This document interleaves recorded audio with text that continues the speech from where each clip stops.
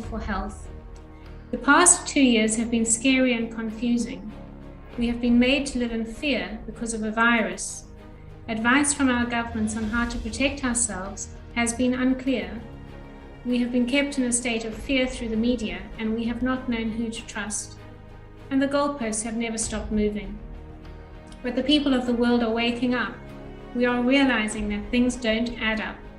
We are realizing that there's no scientific evidence to support healthy people staying home from work to protect the vulnerable, the wearing of masks, and the administration of newly developed COVID-19 vaccines. We were told that this new type of vaccine was safe, but how can safe vaccines be developed in 3 months when it takes 10 years to do the required safety testing? A cake that takes 1 hour to be baked cannot be baked in 2 minutes just because we want it to be. Many people have not been feeling quite right since having the jabs. Have you noticed? Are you one of these people? It's time to get to the bottom of the mistakes of the past 2 years. It's time to remember who you are. It's time to exercise your free will and your choice.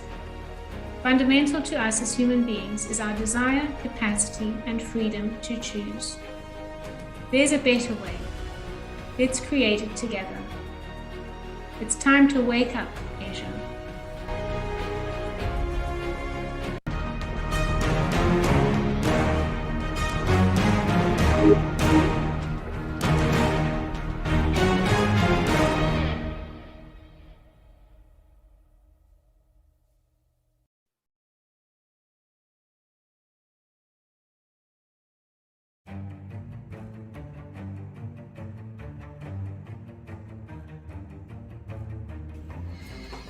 Hi, I'm Dr. Shankara Chetty from South Africa. Humanity is at war. A war fought in the shadows to control the dispensing of prejudice and privilege based on a fake, false vaccination. A war against individual freedoms and rights, against religion and traditions, against the sovereignty of nations, against our very existence. Vested interests that have organized their agenda through unelected global formations like the World Health Organization and the World Economic Forum seek to curtail and control our human rights through deceptive and distractive means. Like global policy changes that transfer power to these unrepresentative, unelected organizations. One such blatant attempt at power grab is the World Health Organization's proposed pandemic treaty, which must be opposed and stopped at all costs. However, we should not be distracted. The US has quietly proposed amendments to the international health regulations to be voted on at the World Health Assembly on the 22nd to the 28th of May, and this may go by unopposed and unnoticed and have dire consequences. We need to come together and speak with one voice to prevent us being enslaved. To get up to speed with what's going on, visit don'tyoudare.info. It's time to wake up.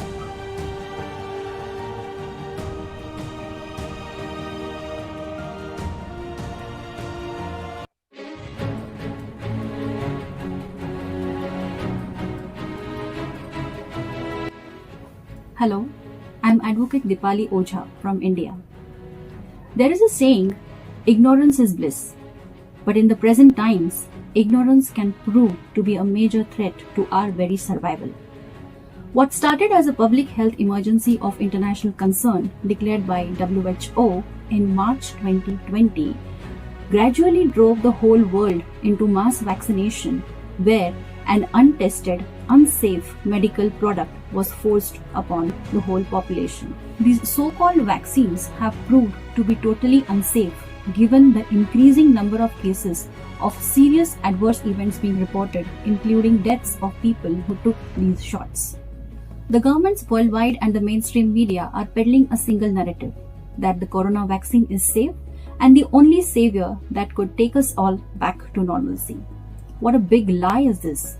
We all know that these so-called vaccines neither stop infection nor prevent transmission. Moreover, The emerging data has proved that even a vaccinated person could die due to side effects of the vaccine.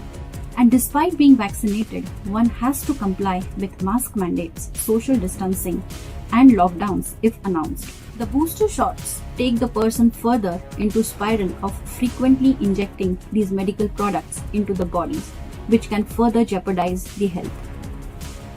The mainstream media is captured and is therefore deliberately silent in reporting the adverse events following corona vaccination. The onus is therefore upon us to wake up, discover, and spread the truth. The sooner we wake up, it would be easier for us to collectively raise our voice, resist, and fight against these unscientific and unconstitutional and forceful vaccinations. The time to act is now before it gets too late. It's time to wake up.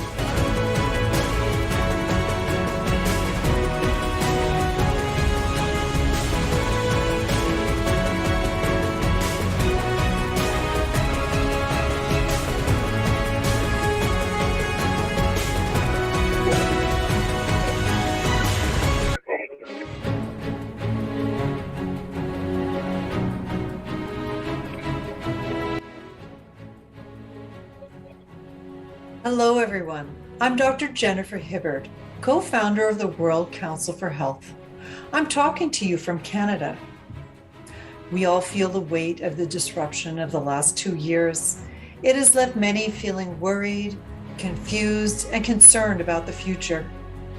And yet, it is a very human characteristic that through adversity, we tend to learn our most profound lessons in order to grow and thrive. So take heart, Asia. Right now, people around the world are awakening to their own innate capacity for effecting real, lasting, and positive change. I am speaking to you as someone who shares your wish for a better world, for ourselves and for our children. Together, we can reimagine a world where everyone is nourished, where human rights and freedoms are respected, and where people always come before profit. There is a better way. Let's create it together. Wake up and unite, Asia. We can do this together.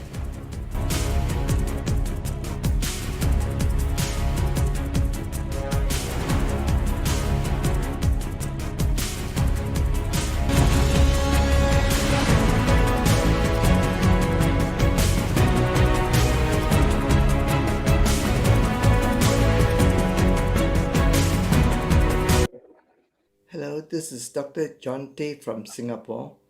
There is now overwhelming scientific evidence that messenger RNA vaccines are very dangerous to health, and this is strongly supported by documents released by Pfizer recently.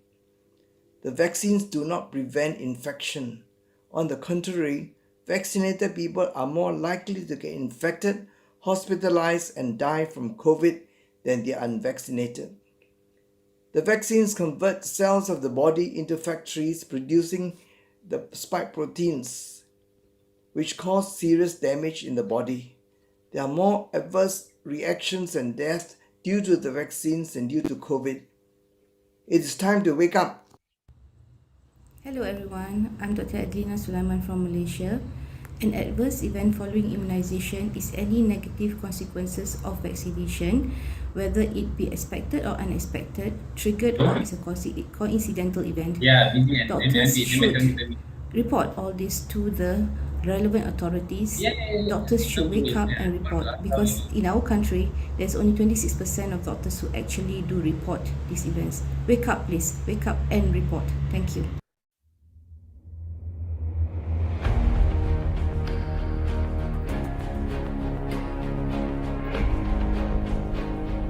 Hello, I'm Dr. Tess Laurie from the World Council for Health. The past 2 years have been scary and confusing.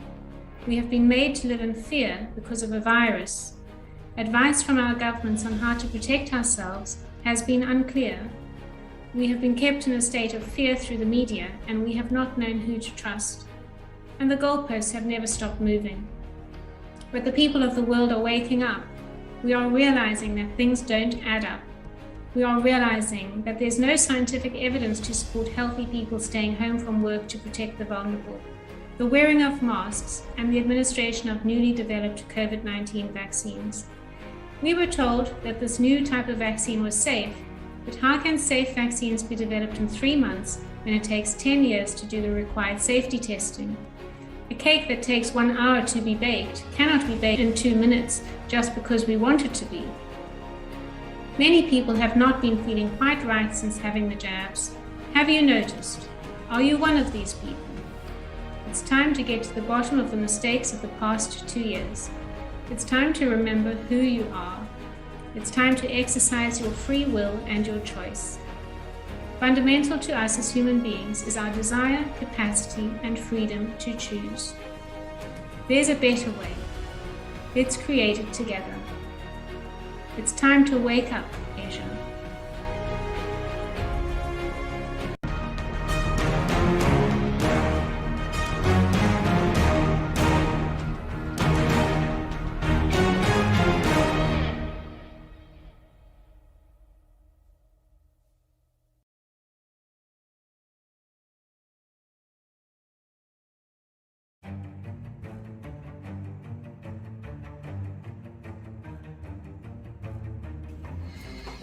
Hi, I'm Dr. Shankara Chetty from South Africa. Humanity is at war. A war fought in the shadows to control the dispensing of prejudice and privilege based on a fake, false vaccination. A war against individual freedoms and rights, against religion and traditions, against the sovereignty of nations, against our very existence. Vested interests that have organized their agenda through unelected global formations like the World Health Organization and the World Economic Forum seek to curtail and control our human rights through deceptive and distractive means. Like global policy changes that transfer power to these unrepresentative, unelected organizations.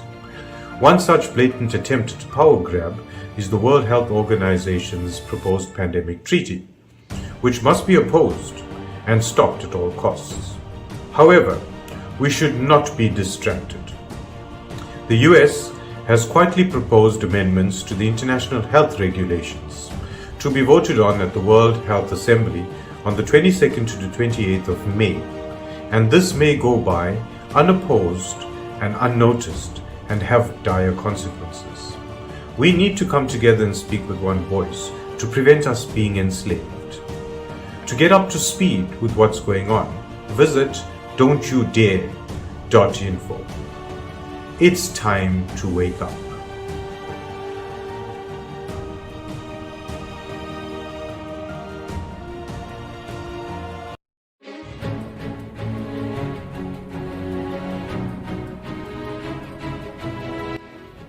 Hello, I'm Advocate Dipali Ojha from India. There is a saying, ignorance is bliss. But in the present times, ignorance can prove to be a major threat to our very survival.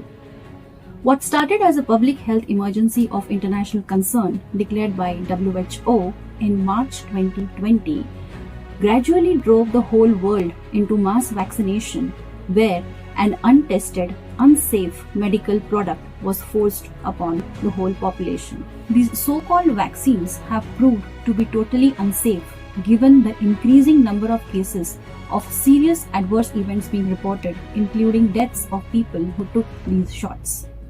The governments worldwide and the mainstream media are peddling a single narrative, that the corona vaccine is safe and the only savior that could take us all back to normalcy. What a big lie is this! We all know that these so-called vaccines neither stop infection nor prevent transmission. Moreover, the emerging data has proved that even a vaccinated person could die due to side effects of the vaccine. And despite being vaccinated, one has to comply with mask mandates, social distancing, and lockdowns if announced. The booster shots take the person further into spiral of frequently injecting these medical products into the bodies, which can further jeopardize the health. The mainstream media is captured and is therefore deliberately silent in reporting the adverse events following corona vaccination. The onus is therefore upon us to wake up, discover, and spread the truth. The sooner we wake up, it would be easier for us to collectively raise our voice, resist, and fight against these unscientific and unconstitutional and forceful vaccinations. The time to act is now before it gets too late. It's time to wake up.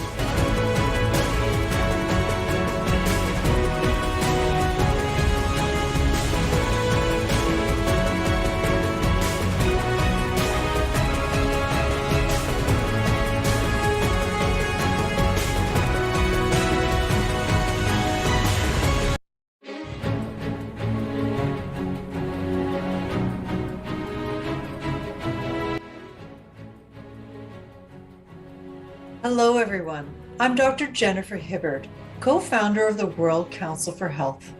I'm talking to you from Canada. We all feel the weight of the disruption of the last 2 years. It has left many feeling worried, confused, and concerned about the future. And yet, it is a very human characteristic that through adversity, we tend to learn our most profound lessons in order to grow and thrive. So take heart, Asia. Right now, people around the world are awakening to their own innate capacity for effecting real, lasting, and positive change. I am speaking to you as someone who shares your wish for a better world, for ourselves and for our children. Together, we can reimagine a world where everyone is nourished, where human rights and freedoms are respected, and where people always come before profit. There is a better way. Let's create it together. Wake up and unite, Asia. We can do this together.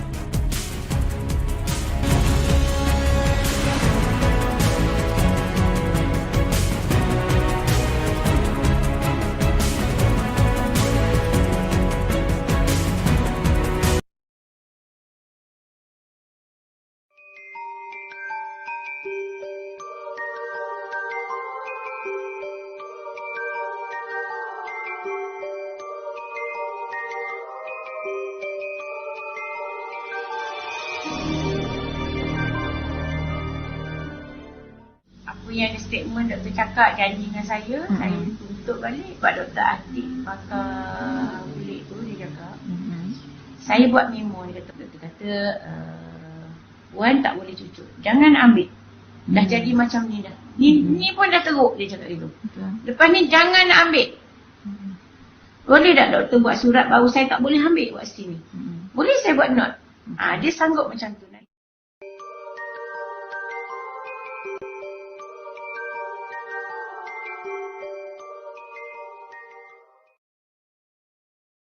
Walaupun perkataannya seperti tidak memaksa, tetapi mana apabila tidak mengambil vaksin, saya tidak dapat balik ke Sabah.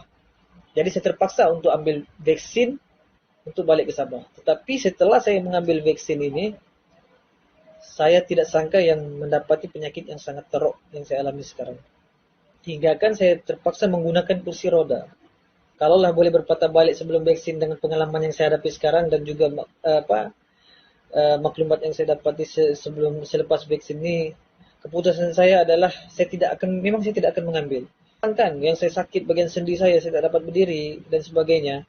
Ada setengah doktor yang mengatakan kemungkinan sakit encik ini akan berpanjangan. Dia kata mengikut daripada kesan vaksin yang ada dalam badan tu. Saya masih mengalami kesakitan yang teruk. Hingga kan saya tidak dapat tidur disebabkan debaran jantung yang berlebihan. Kepala saya di belakang leher ni dia terasa macam tegang hingga kan saya nak pingsan lagi, pernafasan menjadi sesak. Berapa lagi lepas bantu? Belum bangun tidur tak boleh jalan sakit. Itu tak boleh nak diri tu. Jari juga. Boleh tak? Sebelah tu. Tahu ada macam ni. Macam kena view. Memang tak asal. Sampai sekarang kalau kita 2 hari.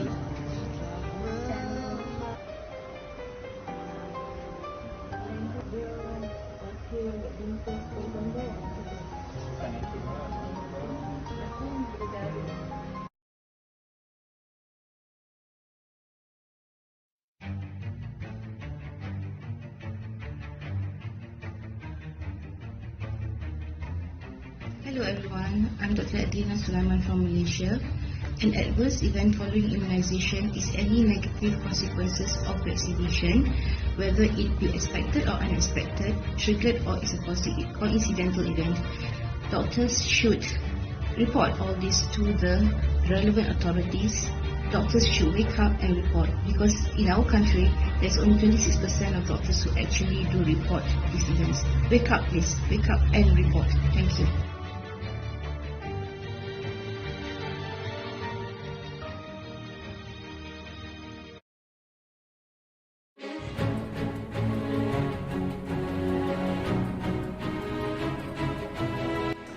Hello, my name is Brad Bowyer and I'm from Singapore. I'd like to ask you, have you seen more ambulances running around lately? Have you got any friends, relatives or acquaintances who've suddenly got ill, or even worse, passed on, and unexpectedly and for no known reason? Unfortunately, both of these things are happening all over the world more and more as these vaccines do more and more damage. We really have to open our eyes and look at what's happening. And those responsible now want to enshrine their medical tyranny into law through the World Health Organization. This cannot be allowed. We have to observe what's going on around us, observe what's happening in the world. And at this time, we all have to wake up. Thank you.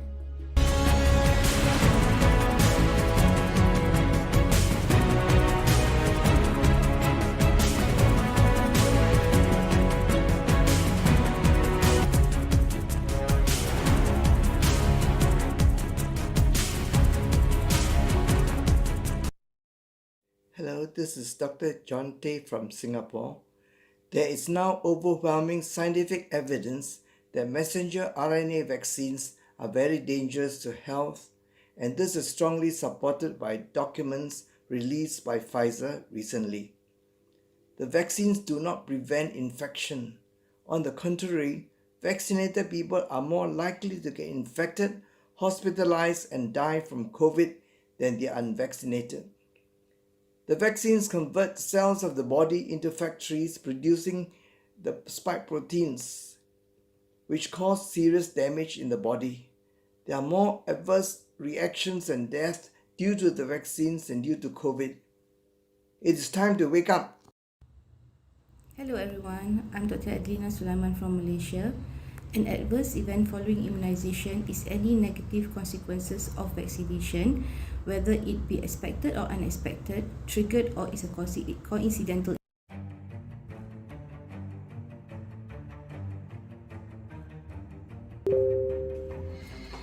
Hi, I'm Dr. Shankara Chetty from South Africa. Humanity is at war. A war fought in the shadows to control the dispensing of prejudice and privilege based on a fake, false vaccination. A war against individual freedoms and rights, against religion and traditions, against the sovereignty of nations, against our very existence. Vested interests that have organized their agenda through unelected global formations like the World Health Organization and the World Economic Forum seek to curtail and control our human rights through deceptive and distractive means, like global policy changes that transfer power to these unrepresentative, unelected organizations. One such blatant attempt to power grab is the World Health Organization's proposed pandemic treaty, which must be opposed and stopped at all costs. However, we should not be distracted. The US has quietly proposed amendments to the international health regulations to be voted on at the World Health Assembly on the 22nd to the 28th of May, and this may go by unopposed and unnoticed and have dire consequences. We need to come together and speak with one voice to prevent us being enslaved. To get up to speed with what's going on, visit don'tyoudare.info. It's time to wake up.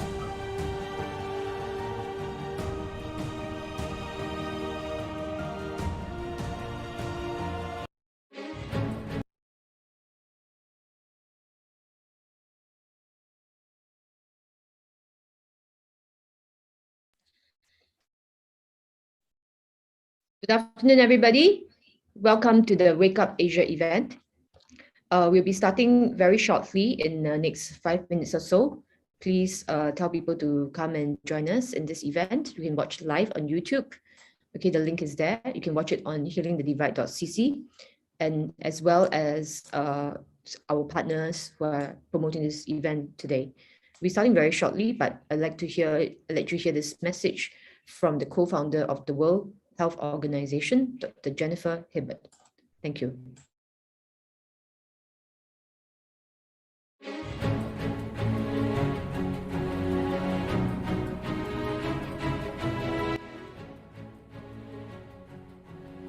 Hello, everyone. I'm Dr. Jennifer Hibbert, co-founder of the World Council for Health. I'm talking to you from Canada.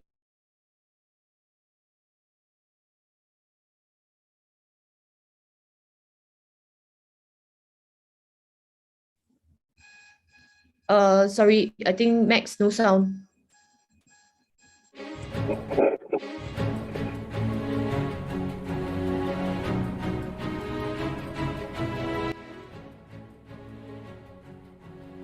Hello, everyone. I'm Dr. Jennifer Hibbert, co-founder of the World Council for Health. I'm talking to you from Canada. We all feel the weight of the disruption of the last 2 years. It has left many feeling worried, confused, and concerned about the future. And yet, it is a very human characteristic that through adversity, we tend to learn our most profound lessons in order to grow and thrive. So take heart, Asia. Right now, people around the world are awakening to their own innate capacity for effecting real, lasting, and positive change. I am speaking to you as someone who shares your wish for a better world, for ourselves and for our children. Together, we can reimagine a world where everyone is nourished, where human rights and freedoms are respected, and where people always come before profit. There is a better way. Let's create it together. Wake up and unite, Asia. We can do this together.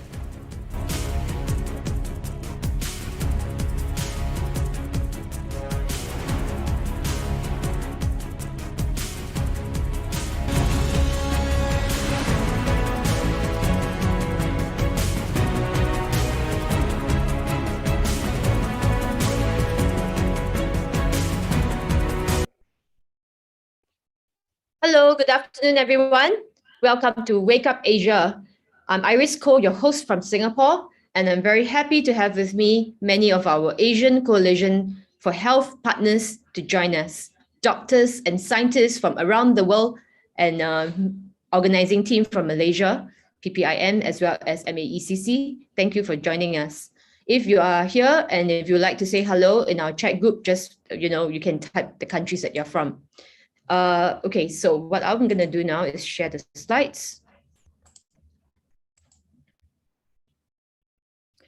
Okay, so we have a lot of very, very packed program, so I won't delay much and I'm going to continue to introduce. So today's event is brought to you by, we call ourselves Asian Coalition for Health. It's supported by the World Council for Health, and we have many presentations from different countries today. All right, and lots of I would call them the legends from the medical freedom movement here with us.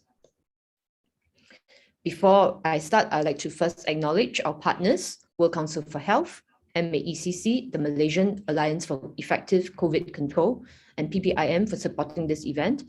And together with other Asian doctors and partners, We are the Asian Coalition for Health, and we aim to bring the other side of the vaccine story to the public. We would like to thank freedom fighters around the world, our volunteers, sponsors, prayer warriors for their strong and continuous support to keep standing for a united and free world, regardless of vaccination status. These freedom fighters, like myself, we put our lives in danger. We give up everything to bring you the truth and to bring you the other side so that you know what is happening. We also want to thank Almighty God for protecting and guiding us in our work. The information presented today is purely for informational and educational purpose only. Please do your own research to verify the facts presented. We are not giving out legal or medical advice here. Please take advice from a lawyer or other professionals or doctors and professionals if needed. We also believe that now, more than ever, people need to know their rights and the threats of freedom and civil liberties in a democratic country. The doctors with us here today have decades of medical experiences and expertise behind them. Having said that, please do not self-medicate without the advice of a medical doctor or practitioner.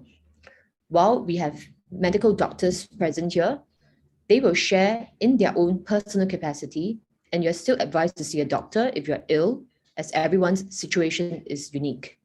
This session is not meant to replace one-on-one medical consult with a qualified professional.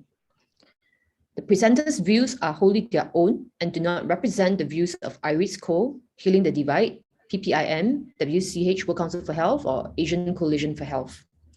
The views from the doctors represent a growing group of medical professionals around the world who has gained important insights and knowledge through their own personal practices. And this is very important, potential life-saving knowledge which needs to be shared. And that's why we have our Zoom sessions. Okay, we also wish to share their important knowledge and expertise with the rest of everybody here in Asia. We believe that public health safety is paramount, and there needs to be checks and balances in the current state of rolling out the vaccination program or any public health program. This seminar is meant for those who wish to understand more about the COVID vaccines not found in the mainstream media by medical professionals. And today we will have a special segment towards the end regarding the WHO pandemic treaty that everybody should be concerned about. This is not an anti-vaccination seminar, but an anti-propaganda, anti-coercion seminar. This is not an anti-government seminar, but a call for government accountability seminar. This is the concerned citizens seminar, as the lives and safety of ourselves, our children, and loved ones are at stake. This is not a political seminar, but a protect our rights and protect our lives seminar. Okay, my last slide for the disclaimer. We sincerely believe that the health issues should not be politicized, and that doctors and healthcare professionals, sorry, we may need to mute your video. We sincerely believe that the health issue should not be politicized, and that the doctors and healthcare professionals should be left in peace to do their job. Unfortunately, these days, politicians seem to have a huge say in every aspect of our lives, including our personal health. And it is very sad that to make any change, we really need policymakers to ensure that public health is not compromised. We are citizens standing for unity, for medical freedom, and for a just and free world that values medical science, logic, and rule of law. And that shall be the stage in which this event is based. Now, the agenda for today, we'll have the welcome and purpose of this event, which I will share. Okay, and then keynote from a lawyer, Dipali Ojha from India. Very happy to have her here. She's done lots of great work. Okay, and I'll do a presentation about the Singapore situation, Malaysia situation by Dr. Amir Farid, presentation from India by Dr. Lenny Da Costa, presentation from Philippines by Dr. Jade Del Mondo, presentation from Sri Lanka by Dr. Pri Bandera, and I have a conversation with Bindi from China about what's happening in Shanghai and China. Finally, and most importantly, we have the Stop WHO Pandemic Treaty by Shabna Mohammed from the World Council for Health, as well as James Raguski. And that shall be it for the entire event for today. Okay, so let me see. Okay, so I've done some introduction. As you all know, this is Wake Up Asia. We know that the situation is very, very complex because we're not getting the truth from the mainstream media, and there's a lot of there's lack of transparency. Okay, back in September, I asked the question, how come, especially when we see a lot of injuries from around the world, okay, that's reported by various in America, in UK, and so forth. But in Singapore, injuries death after vaccine caused by vaccine is 0, and it's still 0 today. Okay, so I know there's a lot of silence and people are uncomfortable to talk about death and so forth in Asia, which will be I'll cover that more later. But I think now more than ever, we need to just speak up, and we need to tell the truth, and we need to share, because the threat is far from over. If you know what's happening, that's coming up in May and November, you'd be very, very worried. Okay, so but anyway, I would like to introduce now our first keynote speaker for today. Okay, Deepali Ojha from India. I want to introduce her. Just give me a chance to read something. Hold on. Okay, hold on. Just stop the share first so that I can introduce her properly. I've got to do something. Okay, wait, stop the share.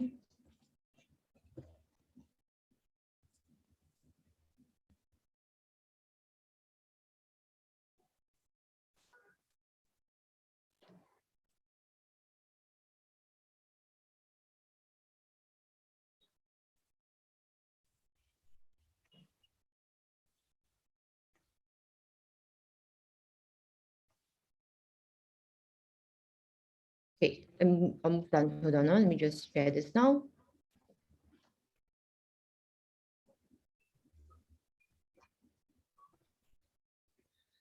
Okay, so let me just give you an introduction. So Deepali Ojha, she's enrolled at the Bar Council of Maharashtra and Goa, and she's practicing law at the High Court of Mumbai and the Supreme Court of India. She's also head legal cell at the Indian Bar Association. Okay, you can go to the website. And she's member of the editorial board for the book Law and Precedents and Procedures in Indian Courts, published in 2019 by the Indian Bar Association. She's co-author of the book Law and Perjury, 2nd edition, 2021. She's participated in 3 sessions of Corona Investigative Committee funded by Dr. Rainer Fuller and his team. And she's also part of the team of the grand jury proceedings with the model proceedings conceptualized by Dr. Rainer Fuller, Fulmick, and his team. And she actively participates in programs, interviews, international discussions to spread awareness around the reality behind the COVID pandemic and assist people in ways that would empower them to deal with the unscientific and unlawful COVID mandates. Okay, so without further ado, let me just put her up. Welcome to Singapore, Deepali. Thank you so much, Iris. Thank you for the kind introduction. You could be wondering why I am sitting in the dark. There has been a power cut exactly at 12:30, just 12 minutes ago. But we are used to these challenges. Challenges are not new, and we know how to fight it across. So I had kept a laptop ready, a backup. So just please, I request all the panelists and organizers and the audience to please bear with me, because there is a challenge that I am currently handling out this end, and I hope the presentation goes very smoothly. Yes. Greetings from India to everyone, and it's an honor to be here today. Thank you so much for inviting me. Iris, can I share my screen? I have prepared a brief presentation. Yes, of course. Hold on, let me just make. Can I share it from my end? Yes, yes. Okay, thank you. Okay, go ahead. Okay, is my screen visible to everyone? No. You try again. Okay.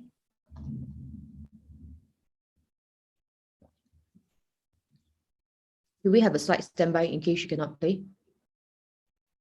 One moment. Okay. Share the screen.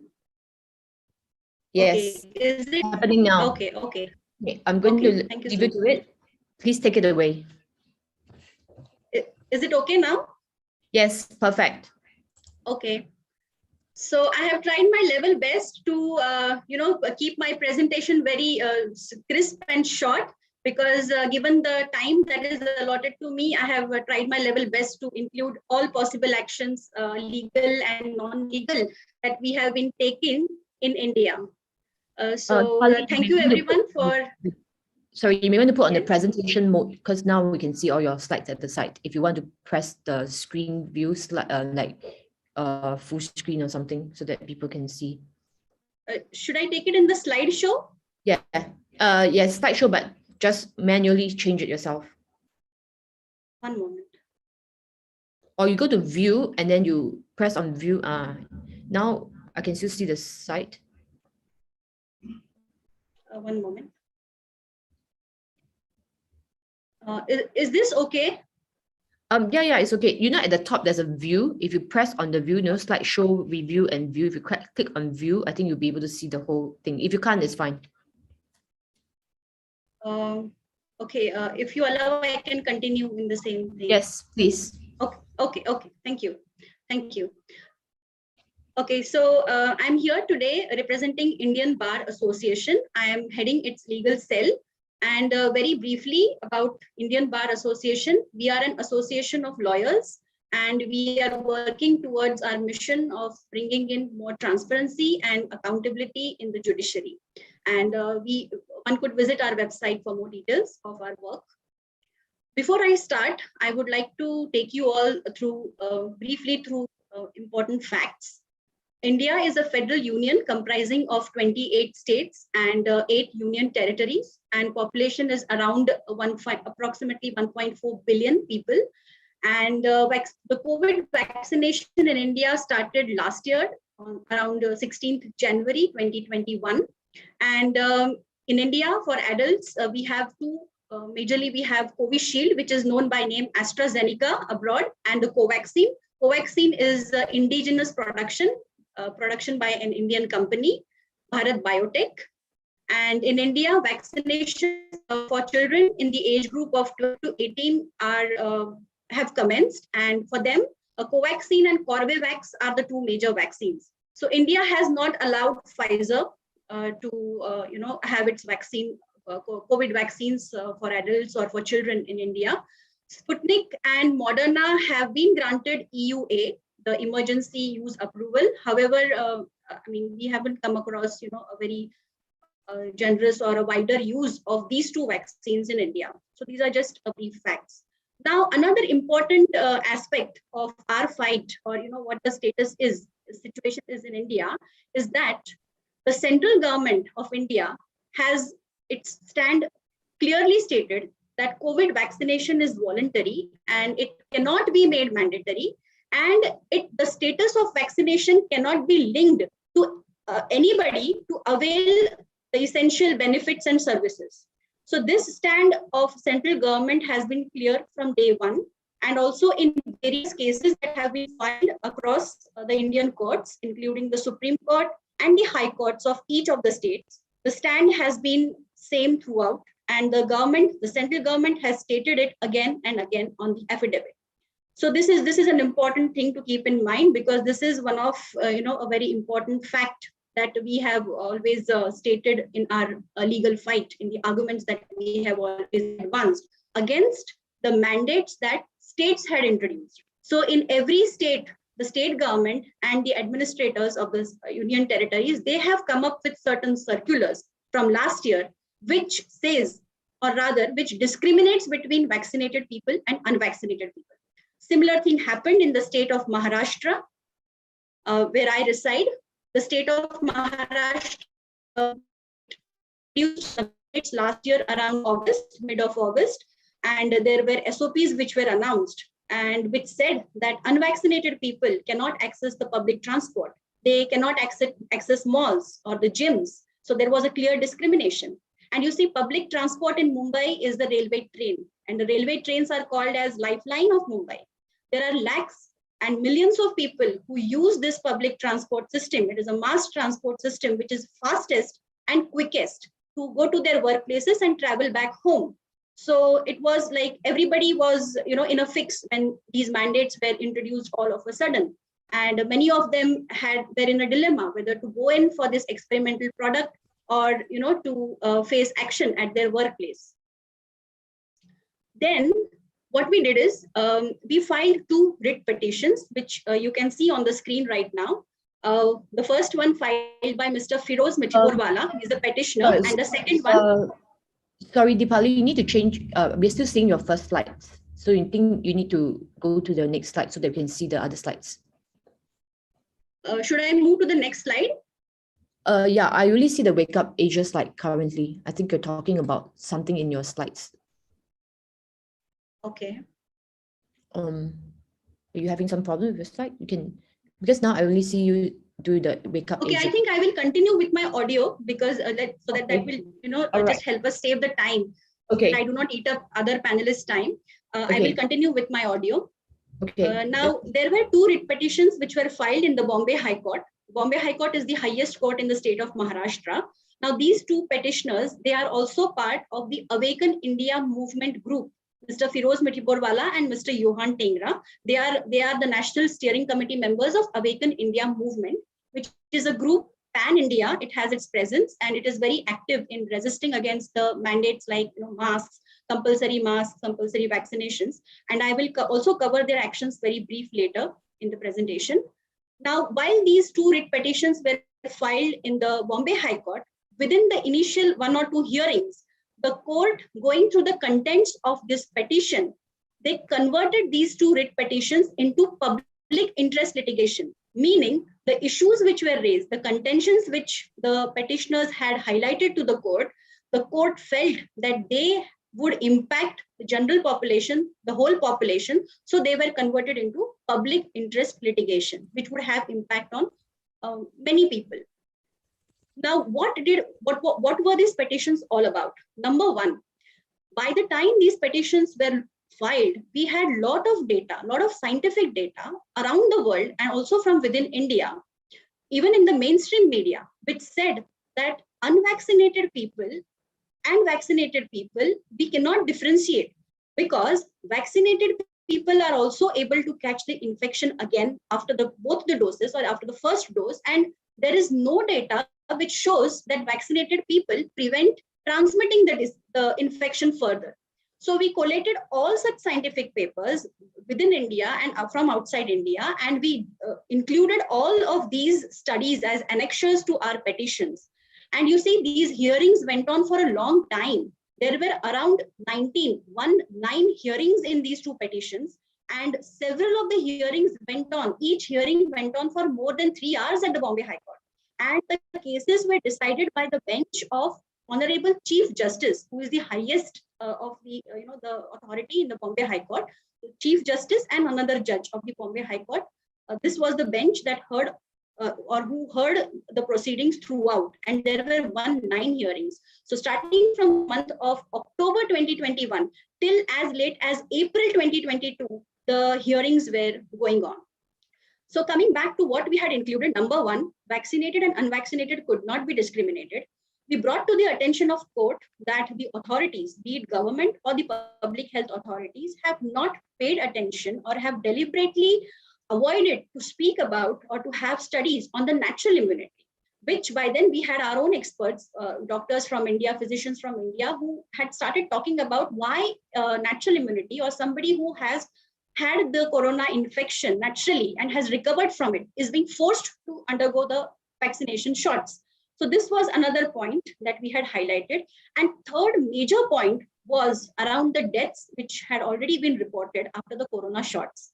And interestingly, few of these cases which were passed on to our national committee, the committee that records the deaths and investigates into the cause of death. So by this time, we had few reports coming from this committee which clearly mentioned that the deaths of the vaccine recipients were a direct effect of the corona vaccine which was administered to them. So we took all these crucial information, included the annexures, the proofs, the evidences, everything, and we prayed to the court. We requested the court to hear us out, to hear our arguments, and have a few things done, like quashing the orders which were passed by the government authorities, which differentiated between vaccinated and unvaccinated, to conduct studies on the natural immunity, to provide compensation to those whose fundamental rights were violated owing to such restrictions. I have mentioned a few points from the prayers of these petitions, and one could have a look at it. The petitions are also uploaded on the website of Indian Bar Association. One could go and download and read. They are very voluminous petitions with lots of annexures, but they are very, foolproof and very strong enough.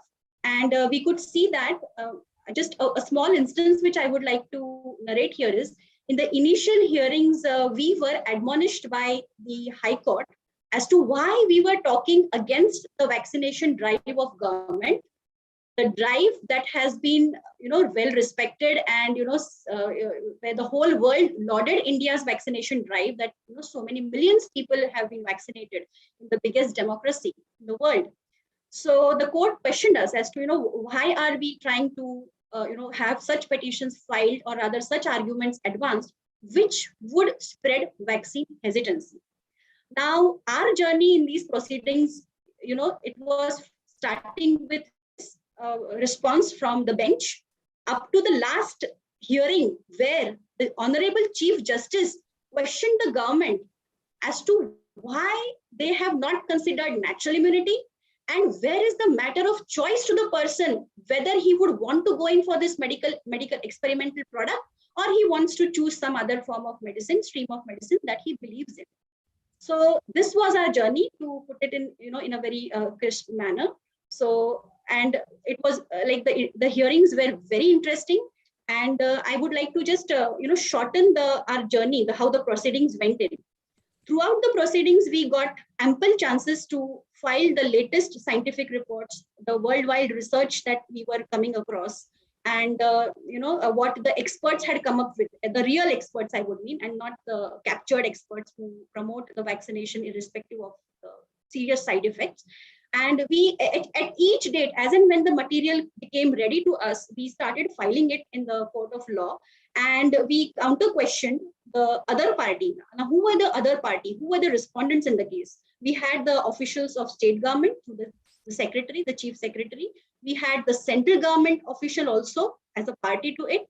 And of course, there were the government officers who had signed such orders that differentiated between vaccinated and unvaccinated people. And throughout the hearings, the court slowly and gradually, became convinced of the matters or the arguments that we had advanced. And it came to a stage where the court admonished the state authorities and questioned them and asked them to produce all the documents that they had, all the minutes of the meetings that they would have conducted before introducing such circulars. And trust me, the government, the other side, had nothing to produce in the court. And that was the one milestone that we achieved in exposing the government in the court of law, that they had come up with such nonsensical circulars based on nothing. So there was no science that they had followed, and they had no statistics at their hand. There were no studies that they had conducted. It was simply, just a one-sided, a unilateral order that they had passed, trampling on the fundamental rights of people. So there, on 22nd February of this year, when everything came to the notice of the court said that these orders or these restrictions had no sanction of law, and they have breached the fundamental rights of people. And the court warned the government to go back and reconsider and come up with a reasonable order which would do away, which would withdraw such orders, unscientific and unconstitutional orders. Just a moment. Can I think the screen. Deepali, we're helping you to put your slides. So you just tell us which slide you want. We'll do it for you. Okay. Just tell us what slide, like slide number 10 or slide number 9. My team will do it, because I think maybe your computer is hanging. Okay. Can I give you the slide number that I would want on the screen? Yes. Could you please bring slide number 11? Okay, we'll put slide 11 for you. Yes. Then you just tell us next and next or before, like that, then we do for you, okay? Okay. So am I seeing can everybody? Okay, guys, put the slide 11 for her, please. Okay. Can I proceed? Yes, just proceed. We'll catch up. Okay. So I was explaining to the audience as to how court admonished the government as to the orders that they were passed had no sanction of law, and these orders had breached the fundamental rights of people, and that the government should go back and reconsider and consider withdrawing these orders. So it was around the end of February that the government was supposed to go back, and the court relied on them that they would go back and withdraw these orders, which had no sanction of law and not even the sanction of science. And surprisingly, the government came up with a new circular and it retained all the restrictions.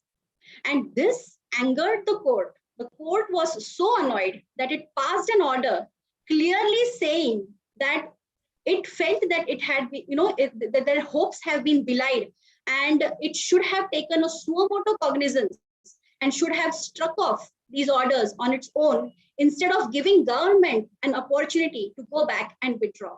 So the court admonished them in very strict and very harsh words that have come in the order dated 2nd March of Bombay High Court. I have put some extracts of it. Could we move the next slide?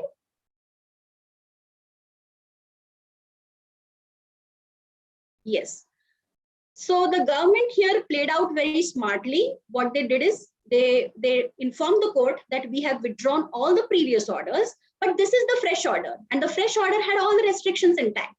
So after the court was very angry at the government, it disposed the petition saying that it is keeping all the contentions of the petitioners open and it is not disposing the petitions on merits, as in the court has not gone into all the contents or all the material which has been submitted by the petitioners, and the petitioners are free to challenge the latest order passed by the government of India.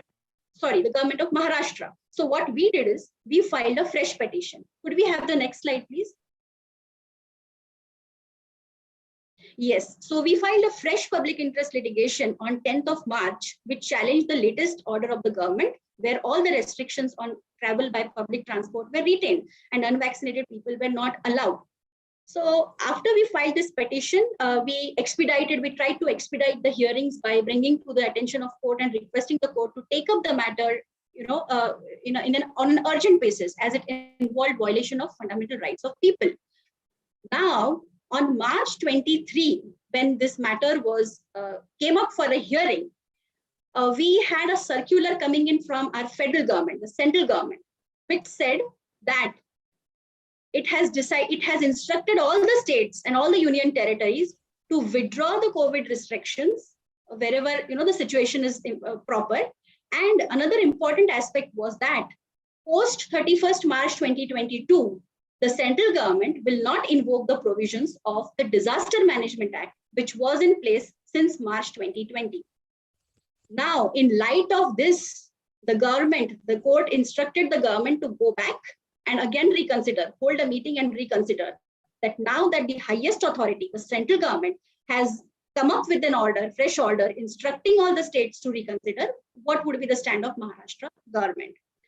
And then this had happened on March 23rd, and the government of Maharashtra came up with a fresh circular stating that from midnight of April 1st, 2022, all the restrictions would go back, including the mask mandates.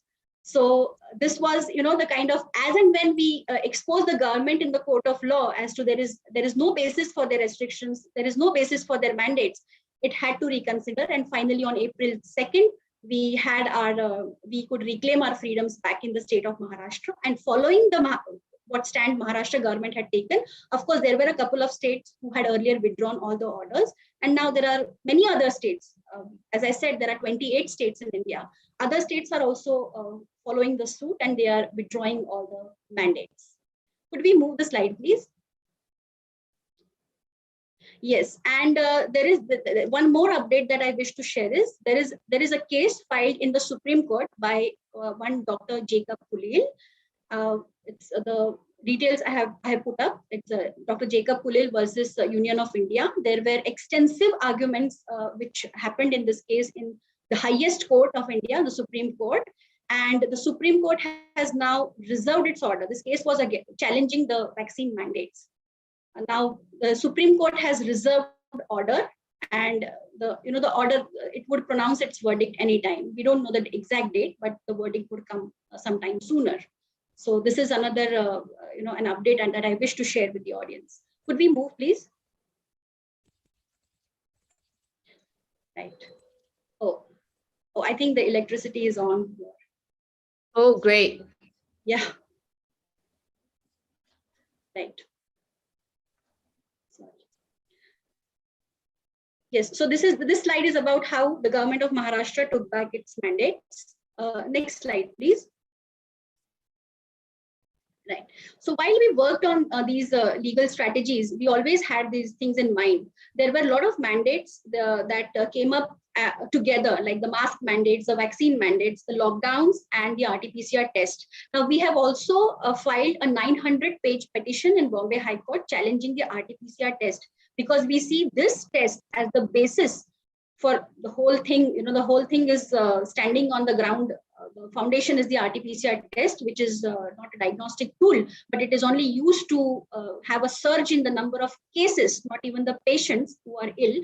And based on this number of cases, the government finds it very conducive situation to bring in or to introduce the mandates restricting the rights of people and bodily rights of people. So this is what we worked on, the multi-pronged strategy, attacking everything. And even in case of mask, there is a very interesting update that I have here. The government was very strict on its mask mandates.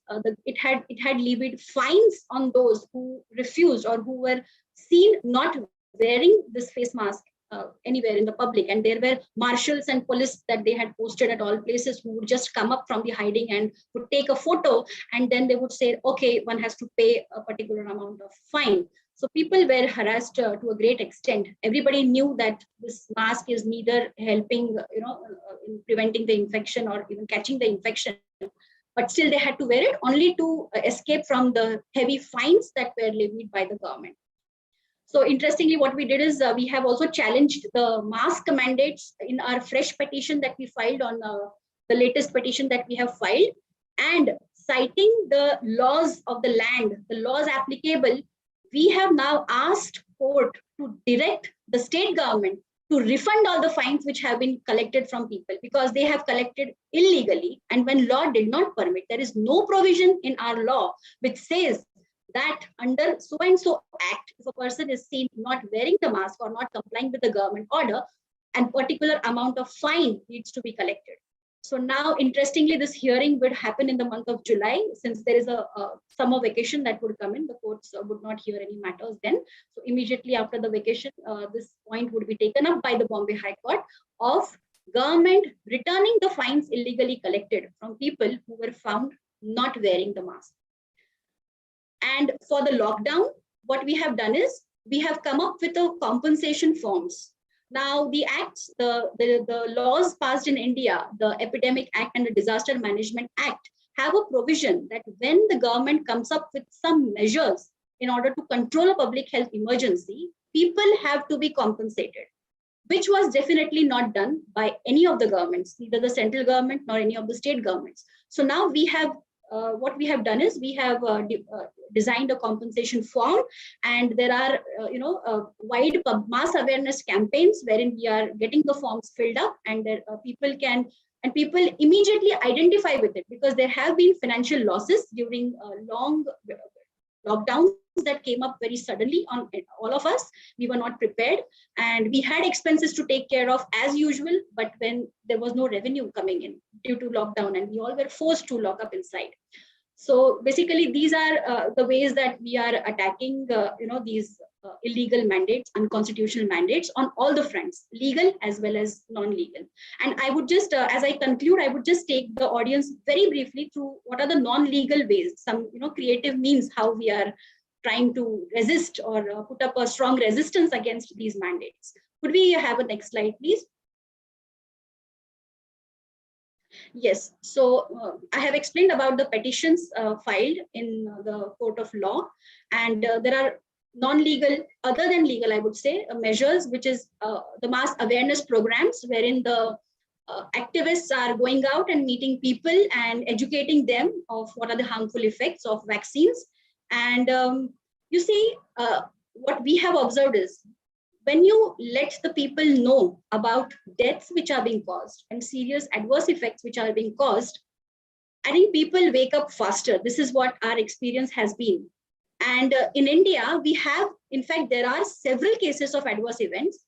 Amongst these cases, we have few which are approved by the National Committee as deaths being caused due to these COVID shots. So we have made a compilation. We have made certain posters wherein we, mention the names after taking permission from their parents and relatives. If we could let people know about what happened to them when these people took the vaccine shots. And this is how we are educating people, because the mainstream media is very silent on these things. Could we have the next slide, please? Yes, so this is just the photo. We see the activists from Awaken India movement. They have gone to places like public gardens and public parks where they could meet a group of people at one go. And what they are holding in their hand is the posters of children who died after the vaccine shots. I can just show another poster. Could we move to the next slide, please? Yes, so these are some of the posters that we have prepared, and we have put the details of as to when, what is the age of the recipient, and when did the first shot was administered, and what happened later. And we are giving wide publicity, and we are trying to circulate it on social media so that most of the people on WhatsApp, on Facebook and Twitter come to know about it. And we had held a press conference. You can see the first picture on the right side of the slide. So this was a conference taken specially for children's vaccination, and there are doctors and lawyers in the panel sitting and holding again the posters of children who died after the corona vaccination. Could we move on to the next slide, please? Yes, I have already explained how we have attacked each of the aspects of these mandates. Could we move to the next slide? Oh yes. Now this letter we had drafted citing the dangers of vaccination to children, the COVID vaccination to children. We have uploaded this letter, and we urged parents, teachers, lawyers in all the states to download this letter and submit it to their school authorities. And several people have taken a copy of it and have actually gone and met the school authorities. And trust me, many of the school authorities, the heads of the schools, were not even aware that these vaccines do cause, they have the potential to cause a severe side effect. And they were in fact very thankful, to all the team here who were very active in letting them know of these side effects. So, and we could see that sending out this letter, which also had the legal aspects, as in the school authority which would go ahead with the vaccination without considering the possible side effects would be responsible and could be held criminally liable for their action of administering vaccine to their students. So this is not a case filed in the court of law, but it is a legal notice of the possible liability that could be invited if a school does not pay heed to the dangers of corona vaccination. Next slide, please. And additionally, we have filed these 3 cases. The first, vaccine murder case, wherein we have made Bill Gates, Adar Poonawalla as respondents. This is the case where a 23-year-old man died after the first shot of vaccine. And just imagine how unfortunate it is. Today, when the mandates are rolled back, people can travel on the railways because the mandates are back. But this 23-year-old boy had to take the vaccine dose because he wanted to travel to his workplace, and he was not allowed because he was not vaccinated. So he went and took the first shot, and he died within 3 hours of the first shot. So had these mandates, which do not have any scientific basis or any sound basis, had they not been there, he would have been alive today. So this has a much gravity, and it's a very serious issue, and we all need to speak up about it. And also there are other cases, as I mentioned, and we have in fact filed a case where we have demanded 1.3 billion US dollars as compensation for the lives lost. Of course, the people will not come back, but it has to be a severe deterrent. And the media, the mainstream media, has also covered this news, because of which there was a high level of awareness. And since mainstream media reported, it was like a major number of more people became aware that, oh, these vaccines, which are touted as safe and effective, in fact, could cause a death to a person, which nobody can predict at the time of administration of vaccine. Next slide, please. I will wrap up my presentation. So just like if I were to discuss how, cross geographies, how we could have a resistance build up, one could assess what the legal situation is in one's place of jurisdiction, one's country, how it is, and a general, we could assess the pulse of the population as to how many people or in which pockets of the region are aware, and where we need to actually go on the ground and let them know about the serious side effects of these corona vaccines, untested, and the vaccines which have not followed the principles of clinical trials. And of course, we could keep collating the evidences as and when these evidences emerge. I'm sure there are lots of evidences by now, more than a year into the vaccinations, after the vaccination started everywhere. We have a lot of data, and we are very fortunate that honest doctors, scientists, immunologists, virologists are cooperating, and they are courageously speaking against these experimental products. And of course, we can use social media to pass across our messages about the side effects. And as I said, highlighting the cases of deaths due to vaccines, help in a very great way to wake up people, because that's a harsh reality that they wake up to. And we have seen that once you let them know, it's not about just verbal talk, but we carry the documents that this is the report which says, government report which says that the death was due to vaccine. One obvious reaction is, oh, I didn't know this. What I'm seeing on TV is that the vaccines are very safe. And once we educate one person, I'm sure he goes ahead and he would let his family know about it, his friend circle know about it. And then we do not know where we convey our message and to what extent it will go. But we should all keep trying and keep awakening people. Next slide, please. Yeah, so this is just a brochure that we have on the right side. We see this is a brochure that we have prepared for how mask is harmful to people, and it doesn't help in preventing or spreading the infection. And we are distributing it to across all people, and we have given it to people who are leading the groups across the states, so that they can download and print these brochures and circulate in their areas. And on the left side, you can see it's a link to a short film wherein we have taken artists, the real drama artists, and who have enacted a court scene, and how it was illegal collection of the mask fines and penalties. Next slide, please. Yeah, so this is on a closing note. I would say, though the mandates are rolled back, we cannot really afford to stay complacent. We cannot lower our guards, because our rights, our fundamental rights and bodily rights could be, they could be curtailed anytime. So we need to be vigilant, and we need to be, we need to be awakened about it. So thank you so much for patient listening. Thank you so much, Dipali. Thank you for your great presentation. I'm sure there are quite a lot of questions that you guys may have. Let me just take one, okay? We may not have time to answer so many questions. If you go to the Q&A, you see a box. What happens to the Indian Law Association suit against the chief scientist of India? Somebody's asking that. Okay. So like you see, we have filed a lawsuits where, in fact, we have made Bill Gates as a party.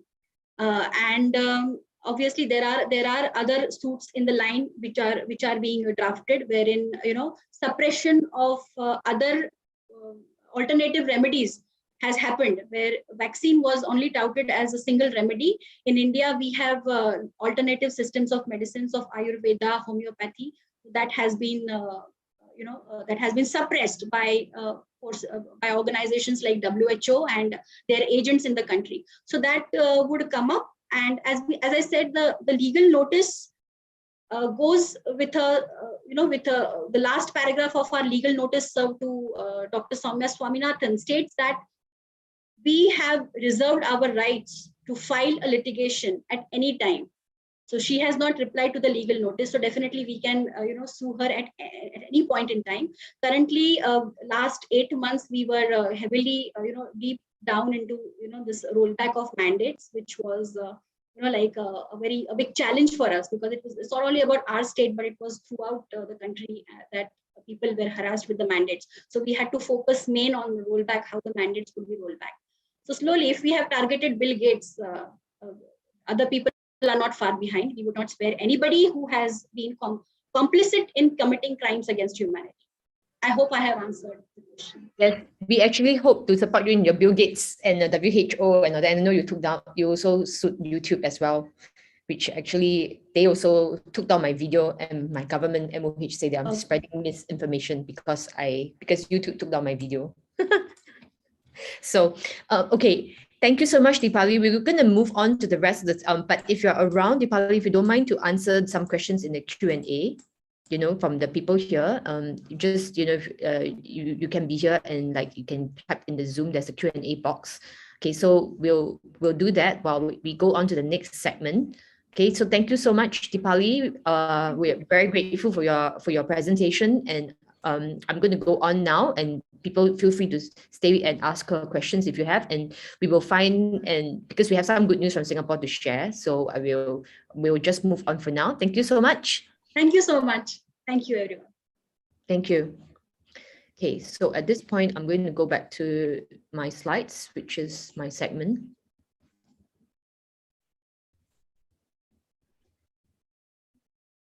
Okay, hold on, let me just be here.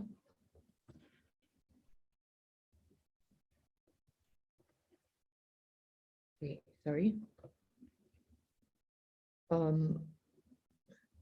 Yeah, okay, great.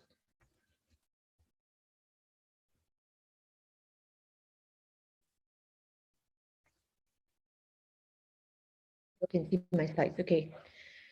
Let me just see. Okay, I'm going to present first.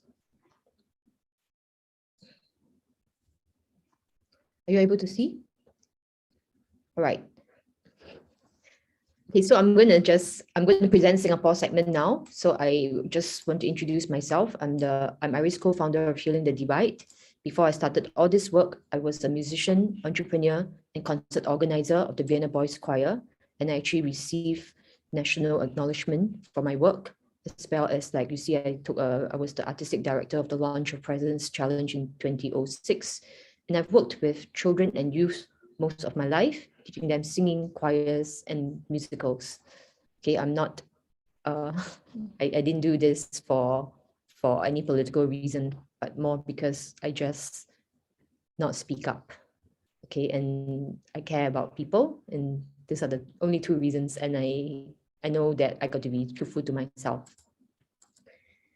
Now, as a result of speaking up, okay, last year, the whole of last year, I was featured and defamed by many media, as well as the Ministry of Health of Singapore, Straits Times, CNA, Today, Taobao, Wanbao, Mothership, Asia One, Hardware Zone, Goody Feed, Independent, The Daily Catch-Up, Yahoo, Coconuts, and this is not exhaustive, there are more.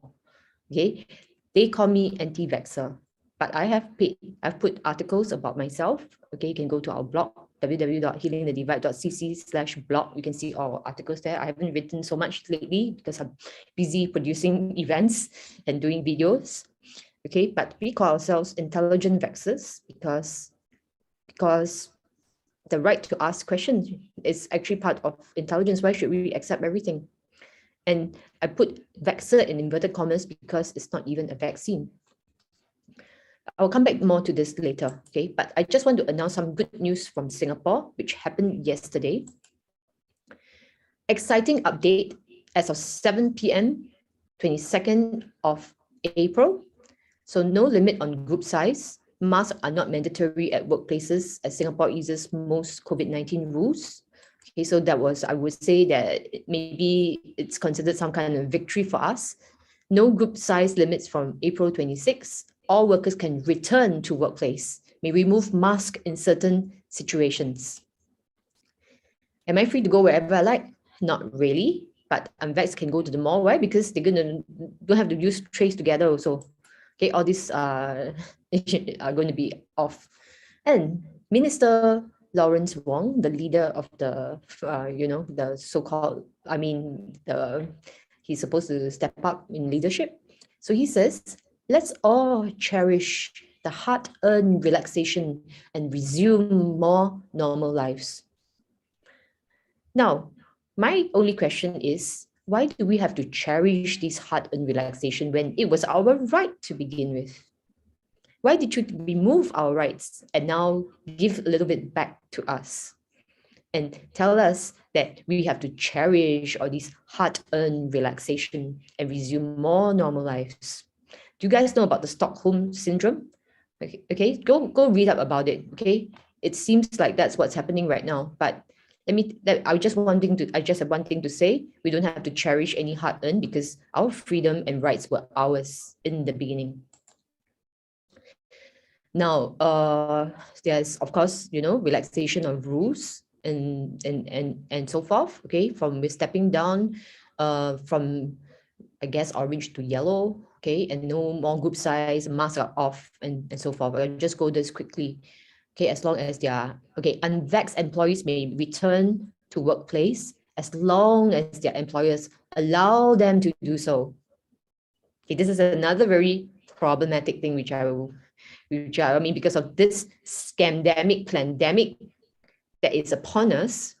Suddenly, Singapore, as I know, is the only country that has advisory to employers that they can just fire their unvaxxed employees. So why did we sign those contracts in the first place? Why do people need to have contracts with companies? Why do employees and employers need to have contracts if the government can just issue advisory to tell the companies to fire us? So we should do away with contracts because everything that the government says goes, isn't it? So I just want to say, please don't let the companies do the dirty job of the government. If you want to do it and violate constitutional laws, please do it. Don't just issue some kind of advisory, okay, and ask the companies to do that. All right. Mask wearing will remain optional in outdoor settings, mask wearing required in indoor settings, and so forth. Okay, so I'll just skip this. However, F&B establishments still requires BDS, patrons and customers to ensure fully vaxxed status, blah, blah, blah. But as you know, Trace Together is off, okay? So as of 26th of April, if I remember, okay? So, oh, another message. We're getting closer to the finish line, but the race is not over. A new variant will emerge sooner or later. All right, so we should all be very worried because we have seen how they have flexed their authoritarian muscles. And if you're not worried, then that means you're sleeping. I'll talk more about it later. Anyway, to our foreign friends, all the people here, welcome to Singapore. No need to COVID test to enter if you are fully vaccinated. And basically, our country treats foreigners much better than they treat their own locals. Okay, unvaxxed foreigners, I believe you can go most of the places. And it's been like this. I mean, there are some tests and so forth, but our country welcome foreigners and welcome to Singapore. Okay, so I just want to show some screenshot of, workplace vaccination measures implemented by Ministry of Manpower will also be lifted, announced Mr. Ong, okay, and so forth. Okay, just now I received a message from one of our members, which actually made my day. I don't know whether it's true. Okay, I just want to share it.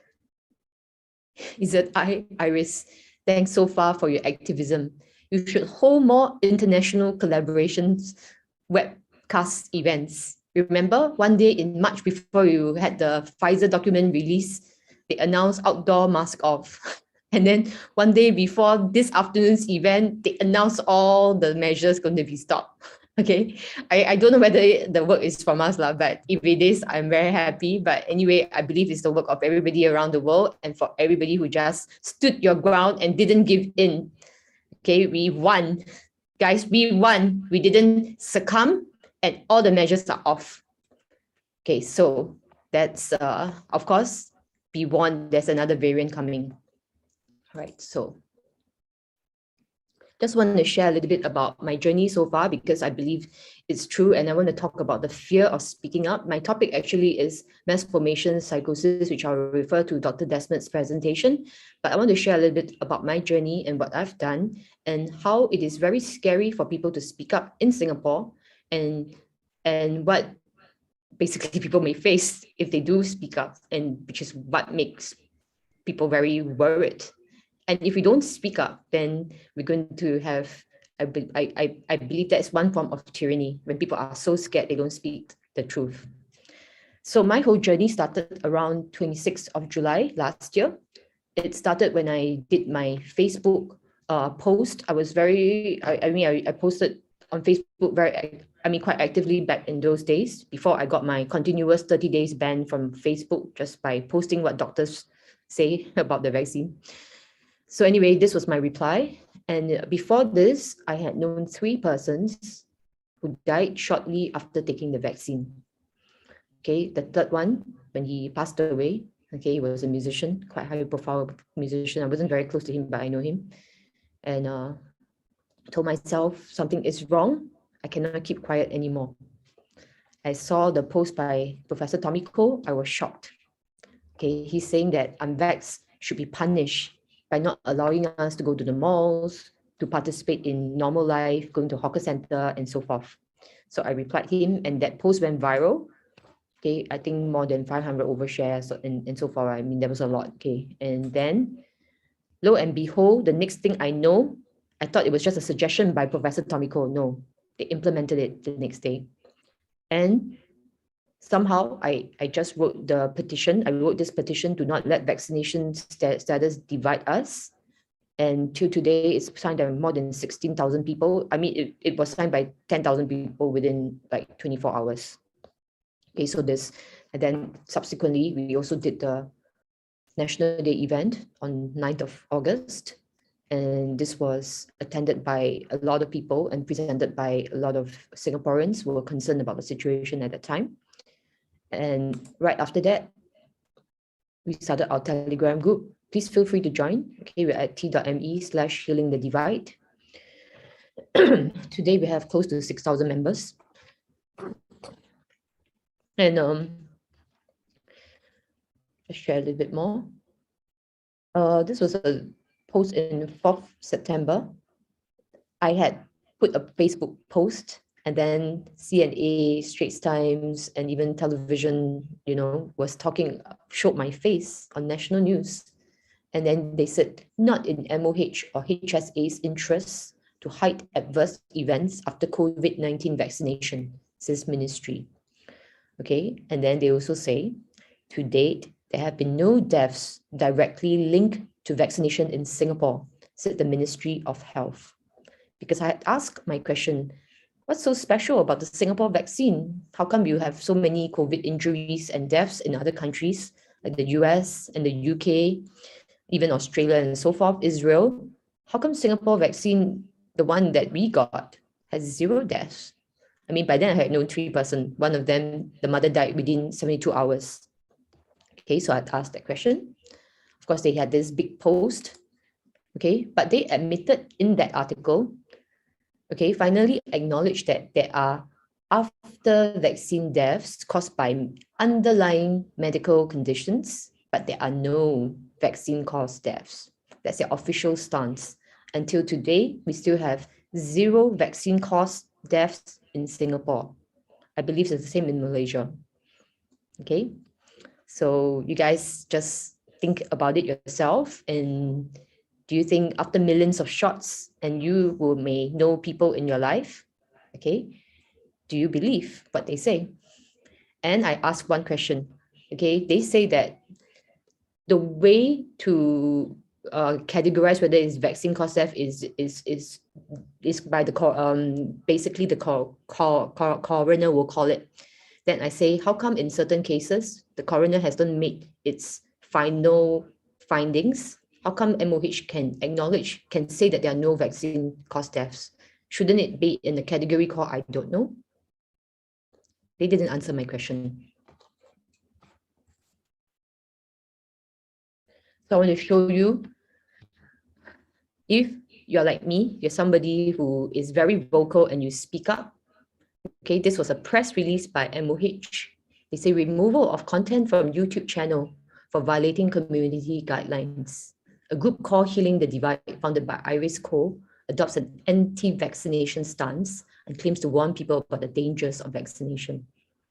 Okay, so they made a press release and they based their truth on an American for-profit company, YouTube.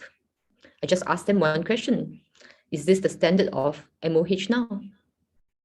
This is not even a medical association. And you are accusing me of spreading misinformation based on YouTube. We know what YouTube is. It's a for-profit American tech companies, and they probably can be bought because that's what for-profit companies are. If a pharmaceutical were to pay a tech company millions and millions of dollars to remove content, would they do it? I would say yes, why not? And I'm sure Deepali, she's here, she knows, just suit YouTube as well. I saw her Twitter updates. Okay, so I've asked this question, and actually till today, I'm very proud to say that Iris Cole and Healing the Divide has received 0 POFMA from the government. POFMA is the law that they can use. Okay, if somebody is spreading fake news, they can use that to get the article or to get the website. Okay, till to date, after writing hundreds of content, like pieces of articles and so forth, I have received 0 POFMA. But yet, in their press release, they have accused me of spreading misinformation. This was another incident in January. Okay, January 5th, MOH makes police report against Healing the Divide over plans to disrupt operations at COVID-19 pediatric vaccination centers. I have done an event specially for this to explain what it was. I didn't ask anyone to disrupt operations. Okay, I have made a counter police report against MOH, making a false police report. And as you guys know, you probably know, okay, back on 22nd of January this year, okay, I was arrested and investigated, okay, for conspiracy with a doctor. Okay, I just want to say I went into the lion's den for 15 days. I was in police remand. I can't comment too much, but I'm in the process of writing my book. And this book will review what I experienced, okay, while I was inside. But I'm very happy to say that God was guiding me and protecting me all the time. And that's why I'm even here today to share with you my story.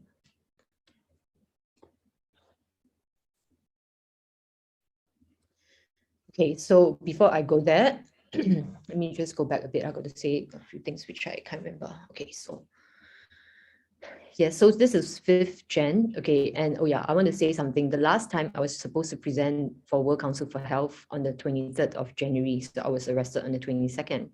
So today is I think it's kind of interesting that I'm doing this event now with the World Council for Health. And I want to thank Dr. Tess Laurie for doing a video to support me when I was in police remand. So I want to thank her for doing that on behalf of me and Healing the Divide. So I hope to launch this book soon at some point to share some of my stories and my journey. Okay, and at this point, I would like to share how how much time have I got? Somebody just messaged me. Okay, so at this point, is blank. Sorry. At this point, I want to play a song for everybody. Okay, so I want to play a song, and I think you will laugh when you hear this song, but I will play it. Just hold on.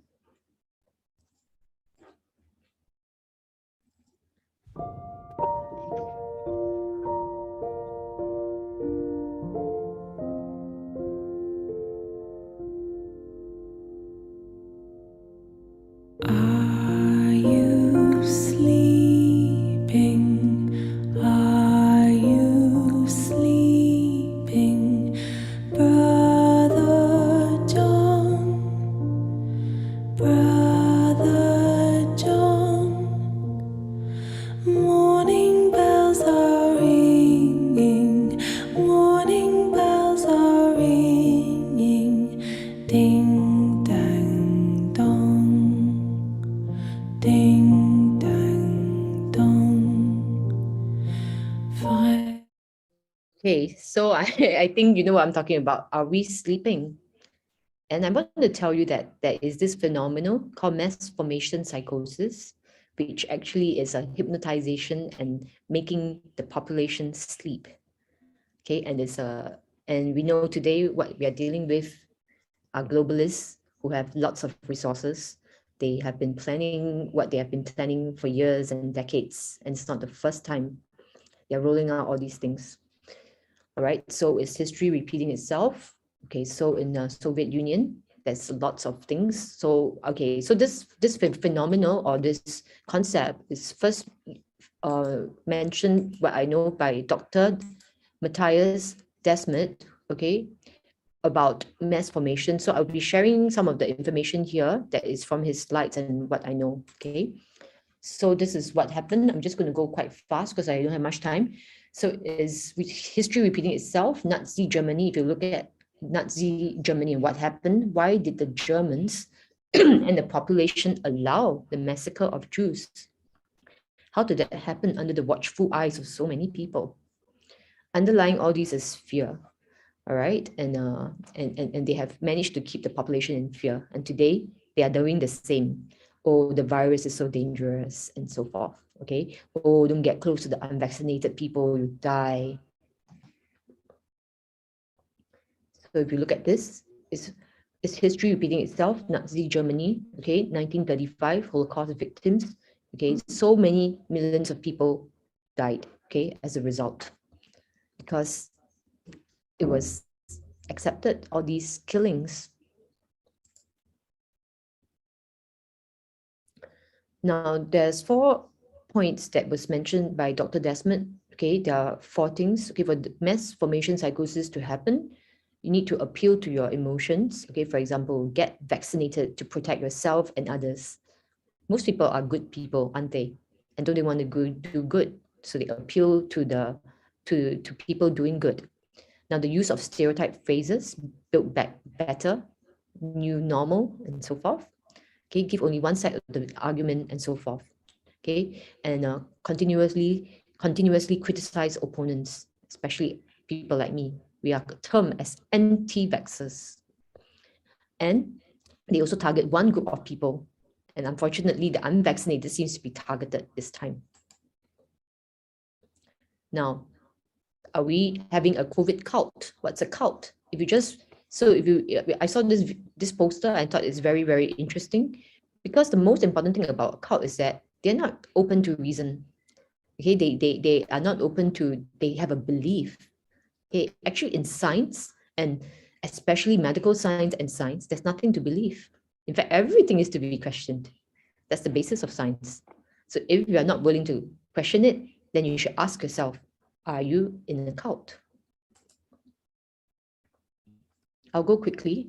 I would like you to maybe listen to the videos. You can go to YouTube, look for Dr. Matthias Desmet's video. And he says that it's not that people they don't know about the science or they don't believe in the logical arguments that we have. It's because people want to belong. okay, we actually have a pandemic of loneliness. And we also have a pandemic where I mean, basically it's a pandemic of fear. Okay, and many people are disengaged and they don't have meaningful work. They don't have, they're not doing things which are meaningful to them. Okay, so they somehow become part of this. Okay, I'm just going to go on a little bit. Hold on a bit. I think I'm just going to stop for a while. Yeah, I'm a little bit stuck here. Hold on. Okay. Sorry. I think I'm. Oh, okay. So I just want to say that today we actually have a very. It's dangerous to think like that, and it's very dangerous to allow ourselves not to have the. I mean, asking question is not a luxury. It's never a luxury. Okay, if we value education, if we value science, if we value intellect, okay, then the asking of questions is a normal thing. Why do we go to schools? Why do we have universities? Close them down if you don't want people to question. Okay, so with that, I just want to say that the way to wake up is it's fairly simple. I mean, it's not simple because there's fear on both sides. If you continue, the reasons why people don't want to wake up sometimes is because it's scary. If you know that you have taken something that could potentially kill you, then how do you even wake up? All right, so I just want to appeal to everybody to be compassionate and patient with their friends while we are sharing this, because it's psychologically quite complicated. And I just want to say that we're here for anybody who wants to speak up and wants to find the answers. Okay, reach out to the people that you know who didn't take the jab or who has some other way. Okay, and the other thing is to find meaningful connections and to find meaningful work and to find meaning in your life, right? Then, and you don't feel so lonely, and hopefully we can together we can overcome this. All right. So now, without further ado, I would like to introduce the next speaker. Okay, Dr. Lenny Da Costa from India. Let me just, are you here? Yes, Iris. If you can hear me. Yes, I can hear you. I'm sorry, I went over time and no. Yes, so I was having a great conversation with Dr. Lenny yesterday, and he's very, very experienced, and he's leading the medical freedom fight in India. Okay, I'll leave him to share with you the amazing work that they're doing in India. Okay, and please, and if you have questions, feel free to put in the Q&A section. We also have Dr. Roland, who is anchoring the Q&A. All right, for anybody here who has questions to ask, I want to thank him as well. Okay, so at this point, please take it away. Dr. Lenny, you are free to share your slides as well. Thank you, Iris, and good evening to all of you. Good afternoon to those in India, and good morning to the rest of the world if you're on the other side of the hemisphere. This short presentation that I decided to make is just to kind of enlighten you on what the vaccine has been doing in our bodies, and that not all is lost, because if you decide to take care of yourself now, there are some very simple, easy options available. So the whole presentation starts with what happens now. This is not only my research. This is open research that has been done across the globe. It's put up on a website. We use it to actually treat patients who come with vaccine injuries. And we are seeing a lot of them these days. People don't term them as vaccine injuries, and you will see the reason why as I explain what happens. So with that, let me just share my screen. And Iris, do I have 15 minutes, 20 minutes? What do I have? Yeah, you have about 15 to 20 minutes. Yeah. All right, so I'll try and finish this in 15 minutes.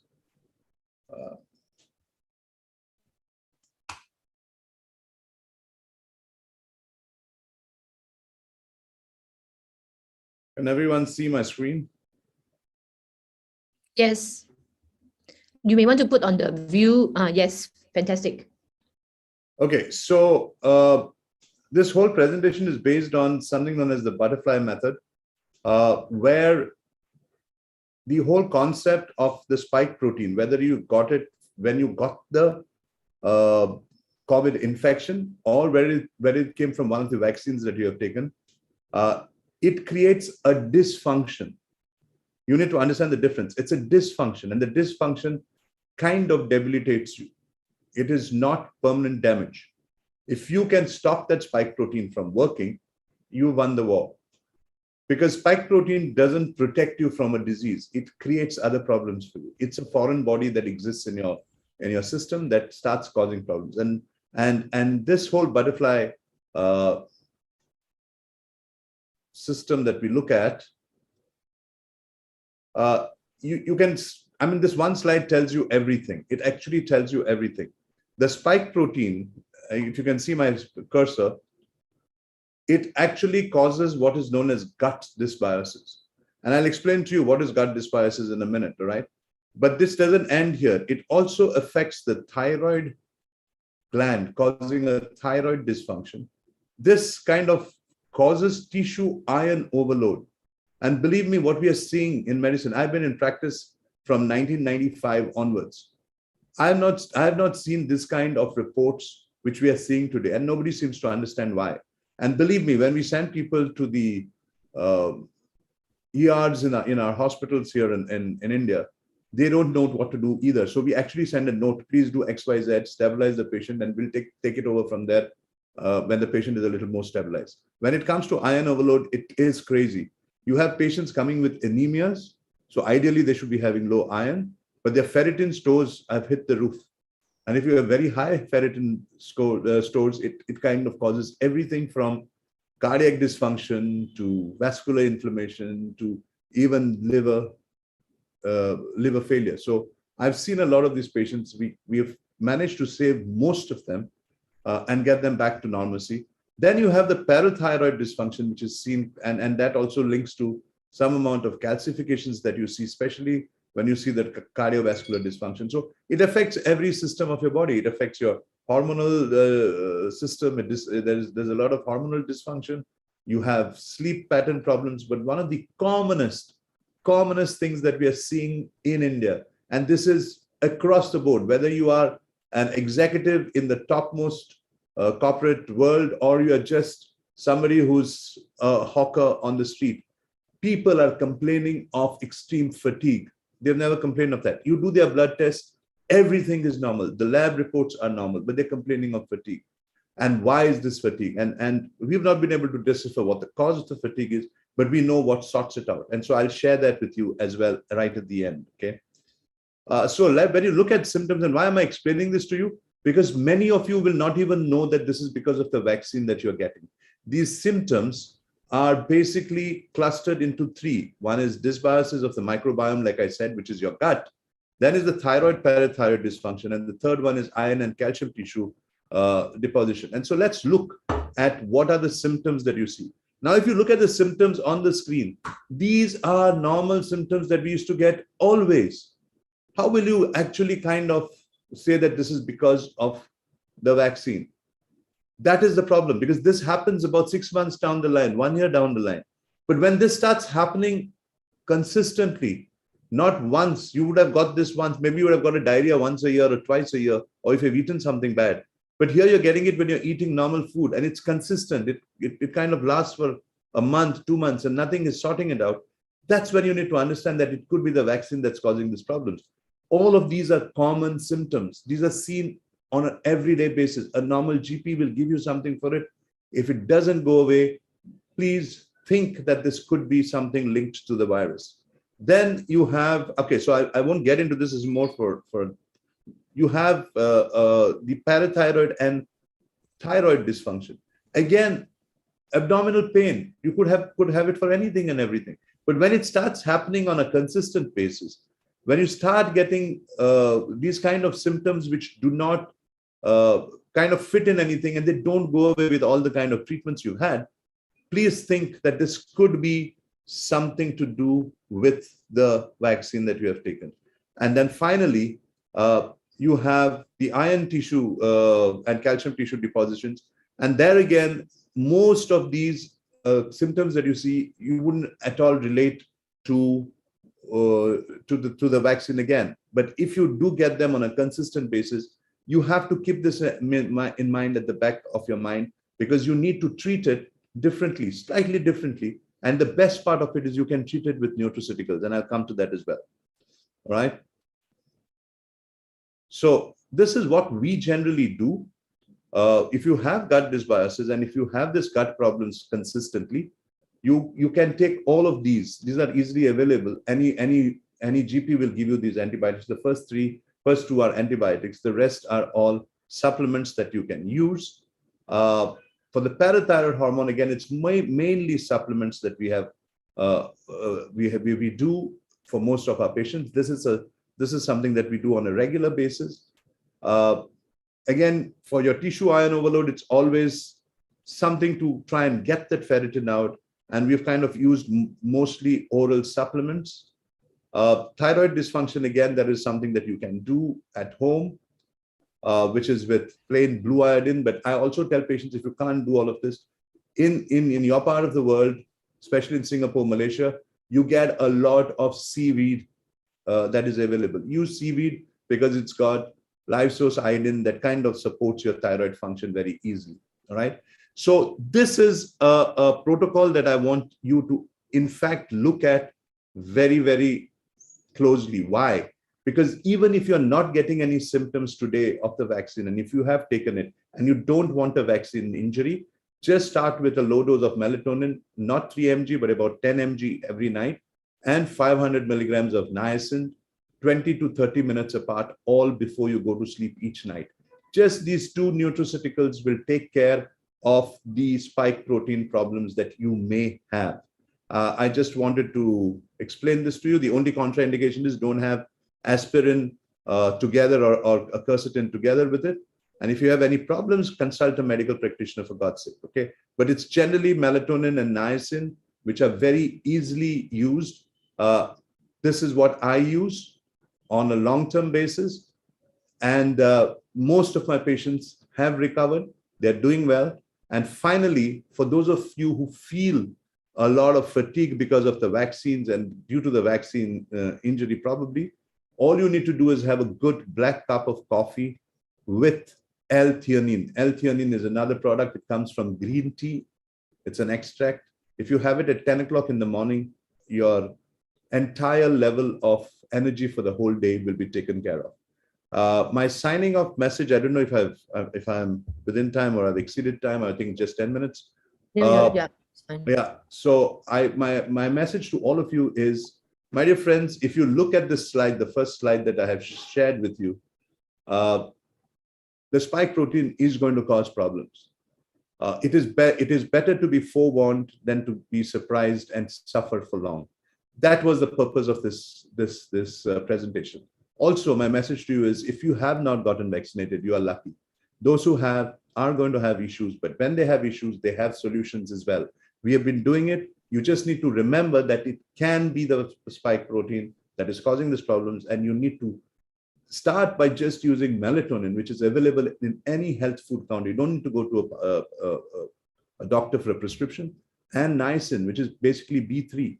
Start with this, even if you don't have any issues, to fight the spike protein. For those of you who are forced to take a third dose, I would suggest you think twice, because it's just adding more fuel to fire. With this, I wish you well, and I hope that we can continue doing whatever we do and try and save as many people as possible from the ill effects of what's going on in the world today. Coming from the medical profession, I feel that we have let all of you down when we have not really questioned what has been done by our governments. So my apologies on behalf of the entire medical profession. Someday we will understand what wrong we've done, and hopefully then some sense will prevail in the medical establishment as well. Thank you for giving me an opportunity, Iris, and I hope I've been able to be of some help to people around the world. Thank you. Thank you so much, Dr. Lenny. I think we need all the brave doctors now who dare to speak up against the mainstream narrative. Okay, and the work that you do and the work of all you brave doctors are extremely important. Thank you so much. So at this point, if anyone has any questions, yeah. Yes, yes, yes. Everyone, Dr. Lenny is here. If you are lucky to be in the Zoom session now, some of the doctors are here. You Q&A and everybody can see. Okay, so thank you so much, and thank you, Dr. Lenny. Okay, so now I'm going to. I missed up the order just now, so now I'm going to bring up Dr. Amir from Malaysia.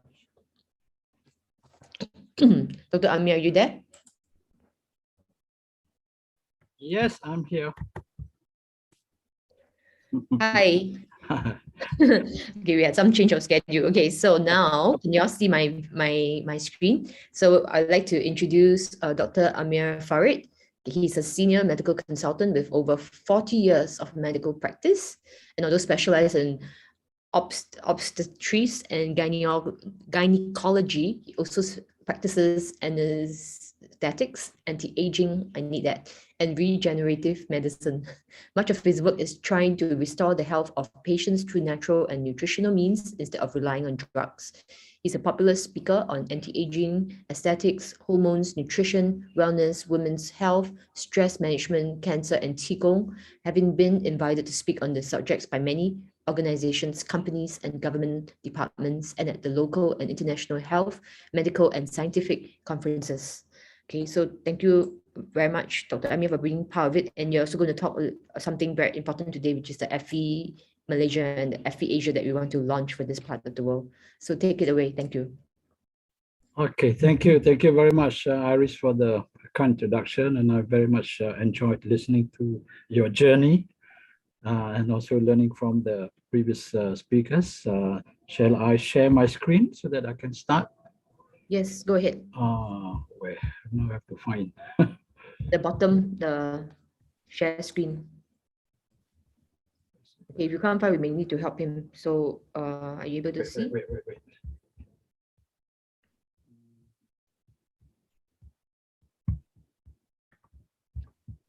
Oh, too many things open with that. Show all windows.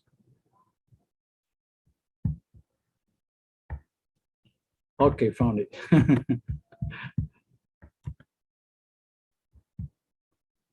Yes. Okay, is that that? Yeah, super. Okay, so this afternoon I will be sharing on this topic on the brief report on COVID-19 vaccines and focus on the adverse events following immunization, brief report from Malaysia. And I'd like to acknowledge my colleagues, Dr. Nur Huda and Madam Nur Hassana, who provided me much of the info. Okay, first I'd like to declare that I am pro-vax if the vaccine is safe and effective. I am also anti-vax if the vaccine is unsafe or ineffective. Okay, so this is the latest about Malaysia. And just to compare to the rest of the world, we have 4.4 million cases up to date. That's about 13.3% of the population has been infected. But I tell you, since the Omicron, that's probably very much underestimated because most people just did their own test and never reported. They just stayed home because the disease was so mild, just like having a mild flu. Okay, 6.4% of the world population has been infected at the same time. Deaths, 35,470, 0.8% of the cases, compared to 1.22% worldwide, compared to the cases worldwide. Vaccines, so we are not much far behind Singapore. 84.7% of the population has had at least one dose. 80.9% have had 2 doses, and 49% have had the booster dose. Okay, so this is how we compare with the top 4 countries in terms of cases. So in terms of the death rate, we are not too bad, but we're not among the best either. Okay, this is the pattern of COVID over the last 2 years or so. There's a pattern worldwide, yeah? So we have the Delta before the Omicron, and this is the pattern for Malaysia. So you can see that Malaysia had a very bad Delta wave, right? Before that, you know, we were proud. We were praised worldwide for managing COVID well, but when Delta came, we were a mess, right? The patients were sleeping in the driveways of the hospitals, and many died unnecessarily. So many brought in dead cases, so nothing to be proud of. The worldwide, the peak was on the 19th of January, the peak daily case with over 4 million on 19th of January. But for us, Malaysia, we peaked on 5th March this year at 33,406. Although, as I mentioned earlier on, in Omicron, I don't think that's reliable. We probably had maybe double that because many people were not reporting. Okay, now come to the vaccines. To know the usefulness of vaccination, we need to know the benefits versus the risk in terms of the cases and the morbidity and mortality reduction when it comes to benefits, and of course the cases and morbidity and mortality associated with the vaccines themselves. Cost is not taken into consideration as governments are paying for most of the vaccines. Although we all know profits are what are driving much of the official or approved pandemic or plandemic narratives, depending on what you believe, the suppression of cheap early treatments, the aggressive promotion of vaccines, and the massive censorship of differing opinions and any criticism of the vaccination program, as Iris very much knows. Okay, worldwide, this was a vaccine trend, 66% for one dose, 60% 2 doses, and 23% boosted. For Malaysia, we are among the top in the world, with 85% of the population having been vaccinated with at least one dose, 81% 2 doses, and 49% boosted. When it comes to the adults 18 and above, we are close to 99%, all right? For latest data, 98.7%, at least one dose, 97.7% fully vaccinated, and nearly 70% are boosted. For those 12 to 17 adolescents, so not too bad, 95% to 97% in terms of success of the vaccination program.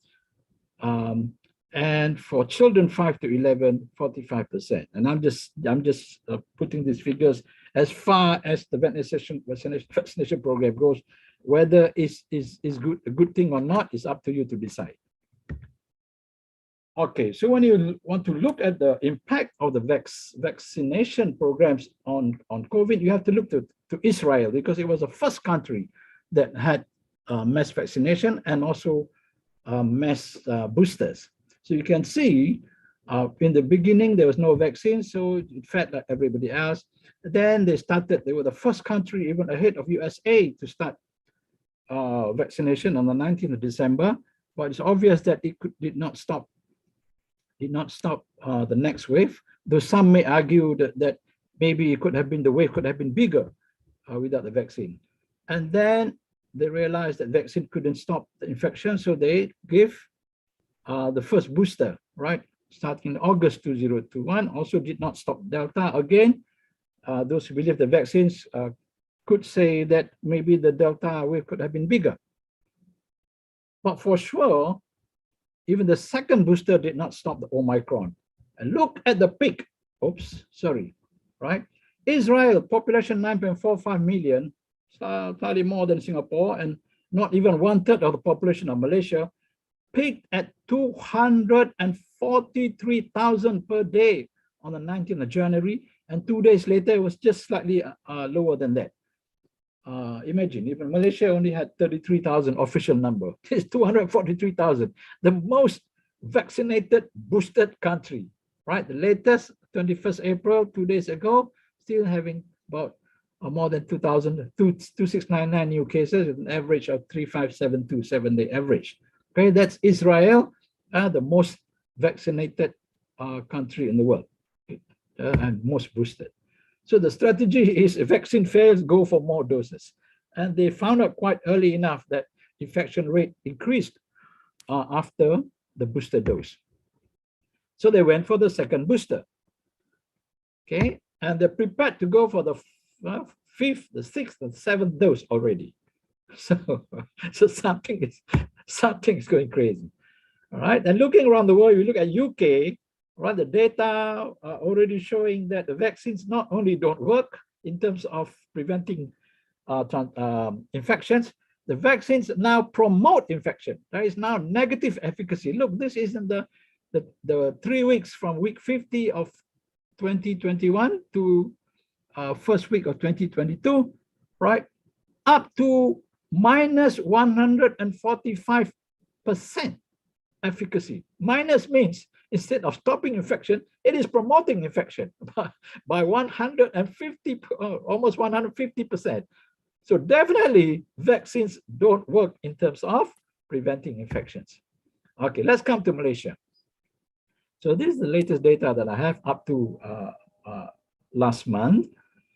Okay, so you can see one thing we have to note is that the first dose of vaccine somehow increased the infection risk. This was noticeable some time back. And although the fully vaccinated and the boosted obviously benefited from this data, but the benefits only apply to those above 30, all right? Benefit is minimal for those 30 and below. Okay, these are for all. But if you focus just on those with comorbidities, you must look at the scale here. The previous scale was only up to 200. Here the scale is up to 700. So the graph might look, the chart might look the same, but the scale is different now, 3 times more. Again, the same pattern with the first dose, but the benefit of the vaccines and the booster dose is more obvious for those with comorbidities, but still the benefit is much less in those who are young. And if you look, you compare the population and the cases and the deaths, then you can also conclude that the booster dose also increases infection, but the booster dose reduces deaths. Okay, and from this graph, if you follow carefully, this is a ratio, yeah?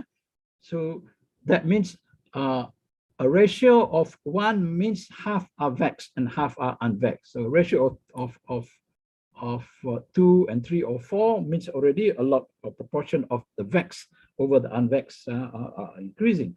So you can see in the beginning, there was an advantage to there was some prevention of cases, right, from vaccination, all right? But after a while, the cases went up and up such that those who were vaxxed were getting infected more than those who are unvaxxed, all right? You can summarize that vaccine efficacy in preventing infections declined over time and even became negative after about 6 months. But the efficacy in preventing deaths remained, right? So this gray line below is the prevention of death, but the blue line is the infection. So the infections increase after vaccination, but the decline in death remained.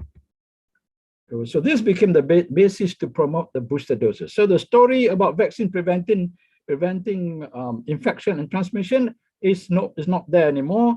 The story about herd immunity is not there anymore. So now is the focus on preventing serious disease and deaths, and hence they keep on promoting the booster doses. And now even Malaysia also, they're talking about the second booster. Appointment started yesterday.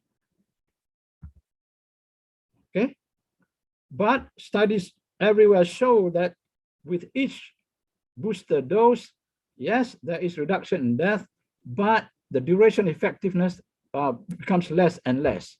Right, subsequent doses will come at shorter intervals. So from the full vaccination to a booster dose, maybe 6 months. First booster to second booster, maybe 5 months. Second booster to third booster, maybe 4 months. And then fourth, fifth booster, you end up in the end having to have this vaccine every month, which is good news for the vaccine manufacturers. And that's why they're not complaining. And all those people funded by the vaccine manufacturers are thanking God for what's happening, because we end up with having vaccines every month. All right, when they run out of adults and teenagers and the children, they will go for the babies. Okay, so next target are the newborn, right? The newborn, age 4 and above. So vaccine efficacy in Malaysia, summary, most deaths are in those with comorbidities. Death rates increase with age. You can read as death and serious diseases. Vaccines do not prevent infections or transmission. Vaccines increase infection risk after about 6 months and less for each subsequent booster dose. And vaccines, especially booster dose, however, reduce deaths, but the benefit is small for the younger people. So we can conclude that vaccine does increase COVID-19 infections, but reduce severe disease and deaths. But what about the other side of the story? What about the risks?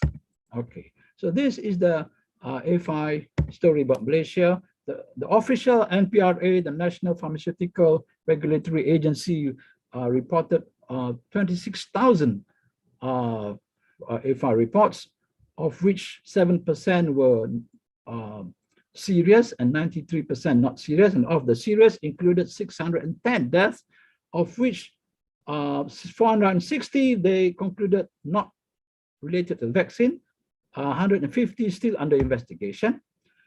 Of the children 5 to 11 years old, they had 288 reports, 6% were serious and 94 not serious. One brought in dead, still under investigation. Boosters, 1,552 reported cases, serious 9%, that means 91% not serious.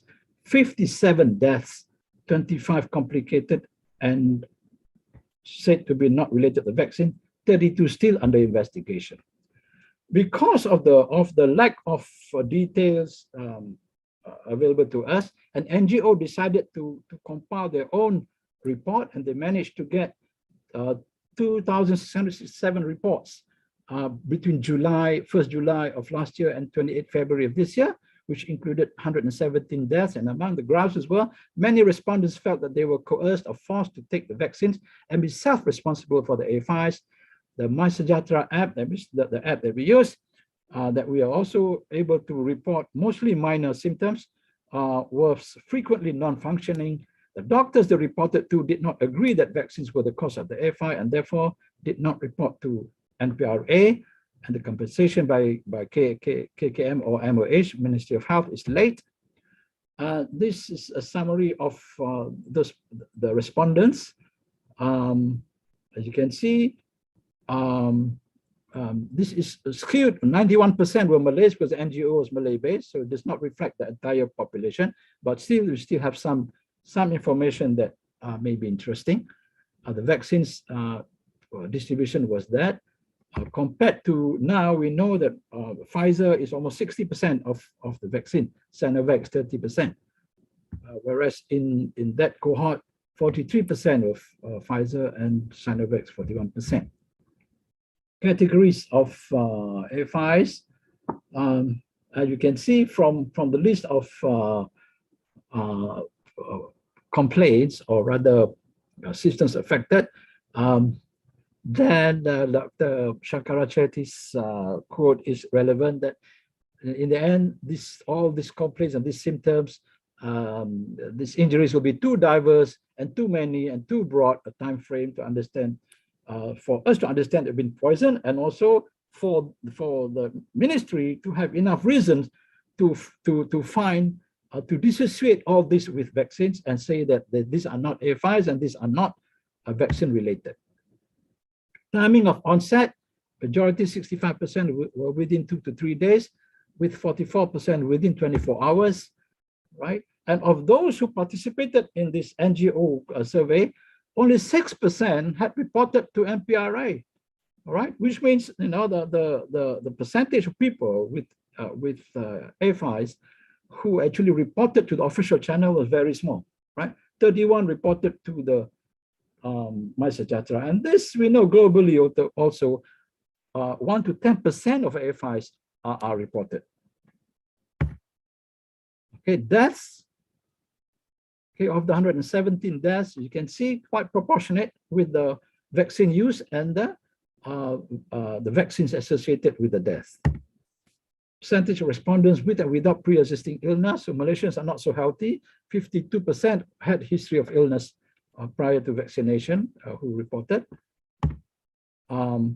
Severity of disease, 44% among those who responded had serious AFI. So this is disproportionately high, but we can understand because those who have a minor will probably not bother wanting to fill up questionnaires, whereas those who have moderate to severe will be interested to make known of their complaints. Hospitalization, 15.3% ended up with hospitalization, of which 3/4 were into the normal ward and 1/4 into ICU. And the final outcomes, 90% still had problems at the end of the survey. Only 10% reported full recovery. But that's until the end of survey. But what about the future long-term consequences, including those who fully recovered? We do not know about the long-term consequences. And here are some of the death cases. 57-year-old vomited and collapsed 10 minutes after first dose. All right. Died within 2 hours. Post-mortem heart attack, but the authorities decided it was not due to vaccine. I mean, imagine collapse just 10 hours after vaccination and still denied that it is due to vaccine. Another one, 27-year-old fit athlete, regular checks up, always healthy, collapsed and died at home 10 days after the second dose. Post-mortem heart attack with blood clot due to blood clot in the coronary arteries. Conclusion, not due to vaccine. Third case, 35 years old, female, healthy, died 3 days after second dose, post-mortem, myocarditis. Conclusion by the Ministry of Health, still not due to vaccine. 14-year-old male, died, diagnosis of pulmonary hemorrhage. All right, just a few days after the first dose, post-mortem results will help. And this is still pending investigation. So you can see when it is so obvious to us, it cannot be anything else. The Ministry of Health will keep on investigating, finding ways of absolving the vaccine rather. Right, 33-year-old male, healthy, unwell, few days after the first dose, ended up in ICU for 2 weeks, died of multiple organ failure. Right. The attending doctor denied that it was due to AFI. Again, another case, 33-year-old female, healthy, headache and blurry eyes after second dose of Pfizer vaccine, died within 24 hours, denied AFI by attending doctor. And lastly, 29-year-old male, healthy, died few days after second dose of Pfizer vaccine, post-mortem, narrowed coronary artery, that is heart attack, denied it was AFI by the attending doctor, not reported, and PRA. And these are a few more of severe, non-fatal cases. 32-year-old with blindness, 15-year-old ended up being type 1 diabetic, 35-year-old continuously coughing out blood, 13-year-old paralyzed. I think there is a video on that, and a 15-year-old. I don't know, sorry, the video is a female. A 13-year-old male, myocarditis, although recovered, but until now cannot play football anymore. So there are many cases. These are just some examples. Okay. So in conclusion, when it comes to AFIs in Malaysia, serious AFIs and death are many, but most were rejected by KKM or MOH as being AFI or vaccine induced, or they are put through prolonged investigations and remain undetermined indefinitely. AFIs are grossly underreported to official channels. For example, through the NGO survey, it was only 6%, making actual cases many times official figures. Government has not been transparent, caused much distrust in its handling of AFI cases. The government has not been people-friendly and is very protective of the vaccines and of themselves as the vaccine promoters, as if the vaccines can do no wrong. Many with serious AFI found it difficult to report and more difficulty in proving causality. Instead of getting assistance, they are made to feel as if they are making false claims. And there are serious AFI and deaths which have been summarily and unfairly rejected by KKM MOH based on the findings of their own experts and not by independent experts. So recommendations, greater transparency in vaccine potential side effects, and full disclosure of reports and findings of investigations on AFI are required. Efficient AFI reporting systems and alleged victims should be properly assisted to encourage higher rate of reporting. Investigations of AFI should be by an independent body, not by KKM, which is an interested party, and assistance compensation should be given quickly to the victims. And because there are serious risks, including death, we must be given a free choice to vax or not. That is, through informed consent without direct coercion. Example, we will make life difficult for them, and those are the actual exact words of our health minister, or indirect coercion via the many restrictions imposed on the unvaxxed and soon on the unboosted also.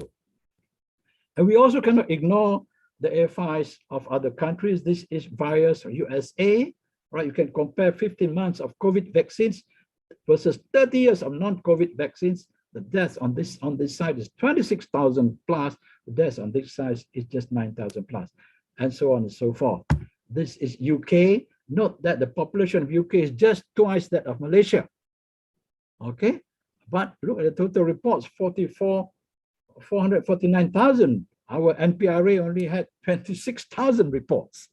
Okay, total does that 2,061. We only had 610 reported. Of course, in the end, they said for Malaysia, just like Singapore, 0 deaths due to the vaccine. Magic, magic, magic.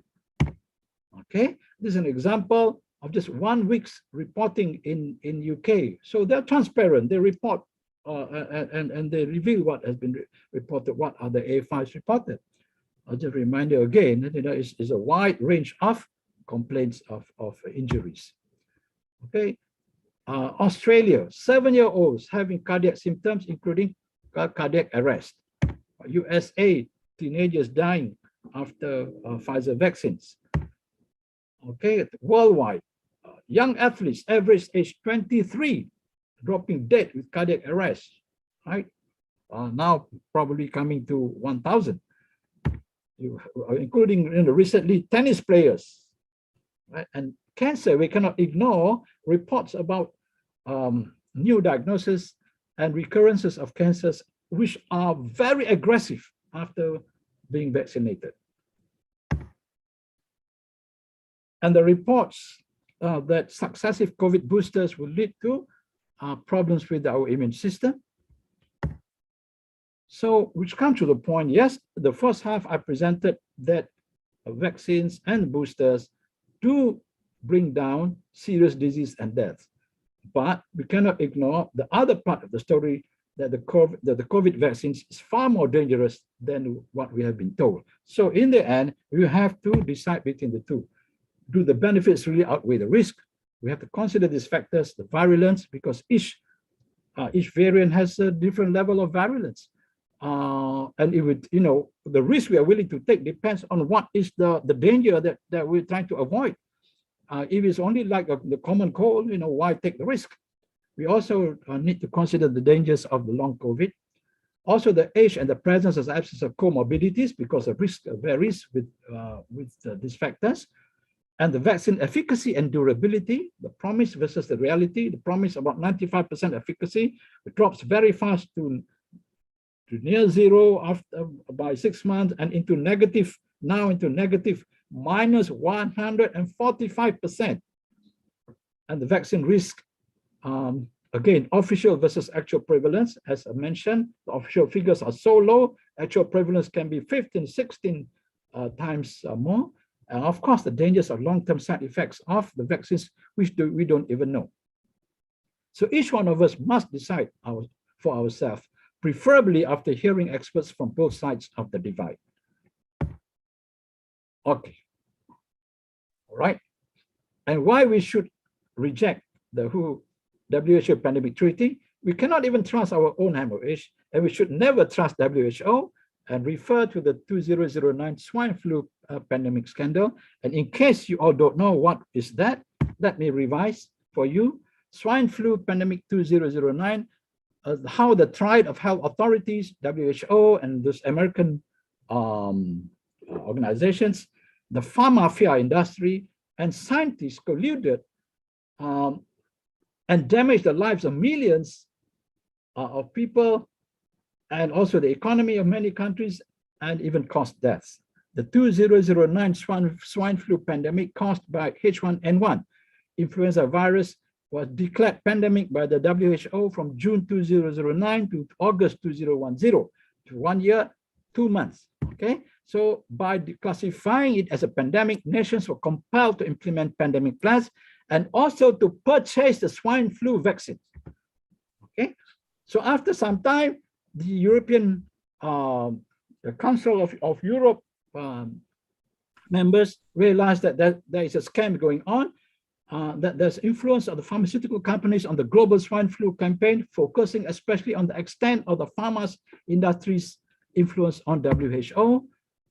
Okay, there was a golden triangle of drug corruption between WHO, the pharma industry, and academic scientists that has permanently damaged the lives of millions and even caused death. Right? Hey, this is 12 years ago, and history is repeating itself. In order to promote the patented drugs and vaccines against flu, pharmaceutical companies influence scientists and official agencies responsible for public health standards to alarm governments worldwide and make them squander tight health resources for inefficient vaccine strategies and needlessly expose millions of healthy people to the risk of an unknown amount of side effects of insufficiently tested vaccines. This is not COVID. This was a swine flu 12 years ago, and we are being scammed again. Okay, they look at falsified pandemic. Yeah. Sorry, I think we're running out of time. Okay. All right. So fine. I've already got my message. Okay, I've taken too much time, but I hope you get the message. All right. Why you should not, why we should reject, because in the end, who can impose what the Chinese government is doing to the citizens in Shanghai on us? So, all right. Thank you very much. Yes, his last two slides is very important. We will be covering it later. We have special speakers who will be telling us about how to stop the WHO pandemic treaty and how we will prevent the COVID stormtroopers from invading our countries. Okay, thank you very much. Thank you so much, Dr. Amir. Okay, so at this point, sorry guys, we have a really packed program. And right now, I would just like to play a short video that is by the, oh, there's some sound. Is there an alarm somewhere? Okay, so at this point, I want to play a video by the Sultan of Brunei talking about children's vaccination. He was very emotional when he talked about this. Hold on, let me just share this. How do I do this? It's just a very short video for your reference. I mean, this video we thought could represent Brunei and what's happening there. Okay, so I'm going to play.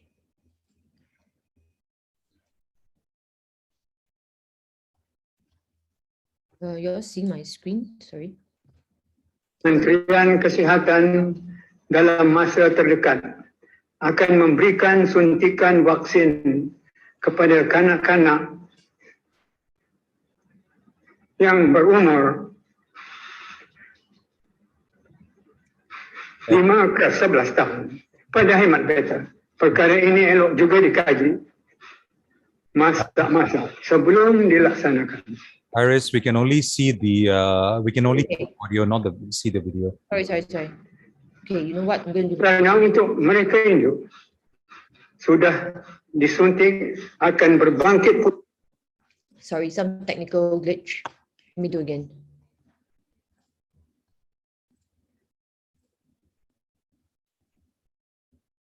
Wait, I'm going to do this. Kementerian Kesihatan. Wait, oh gosh. Can you see?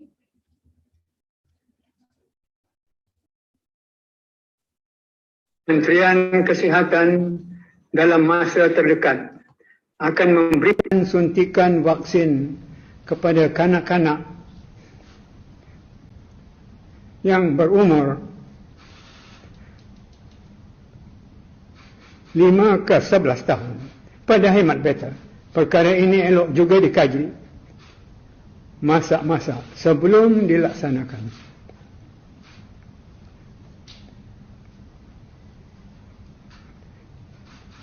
Kerana untuk mereka itu sudah disuntik akan berbangkit pula keperluan untuk mendapatkan dos penggalak. Adakah ini sudah dikaji sedalam-dalamnya? Kerana baru-baru ini tersebar berita bahawa Badan Pengawas Ubat-Ubatan Kesatuan Eropah (EU) masih saja menilai vaksin coronavirus Pfizer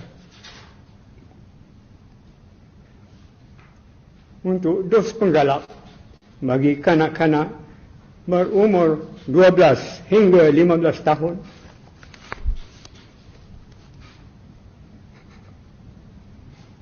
Pendirian badan ini sekiranya sesuai dengan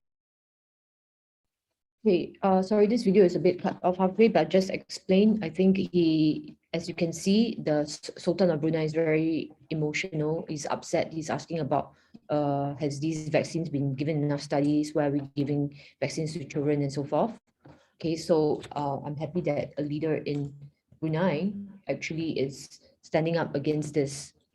Okay, so anyway, we'll move on. Okay, in the interest of time, we'll put out the Brunei video on Rumble and so forth so you all can see.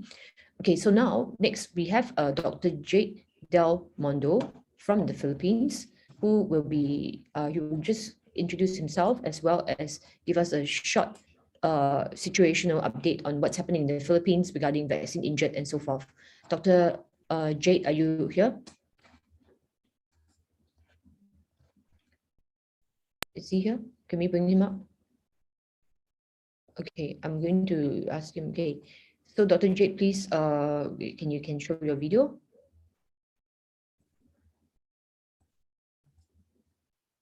He's here. He's a panelist. Yeah. Dr. Jade, are you here? He needs to unmute himself. Yeah. Can you say something? Okay. Testing.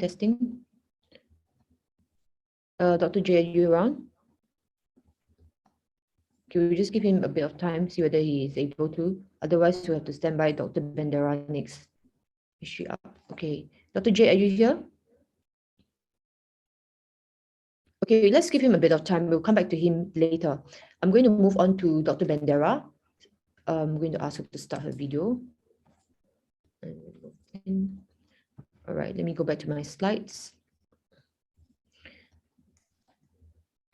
Hello.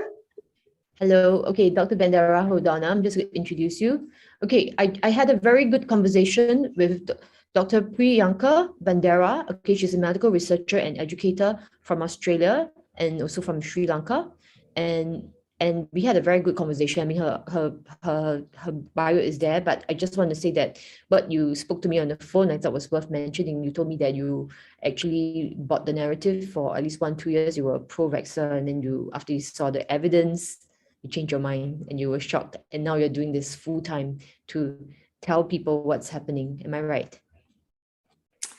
Yes, thank you for the introduction, Iris, and for this invitation to present today. It's a very important meeting and with amazing speakers daring to come forward to defend truth and justice. So thank you to you all. And today I'm going to focus on Sri Lanka, this being an Asian forum.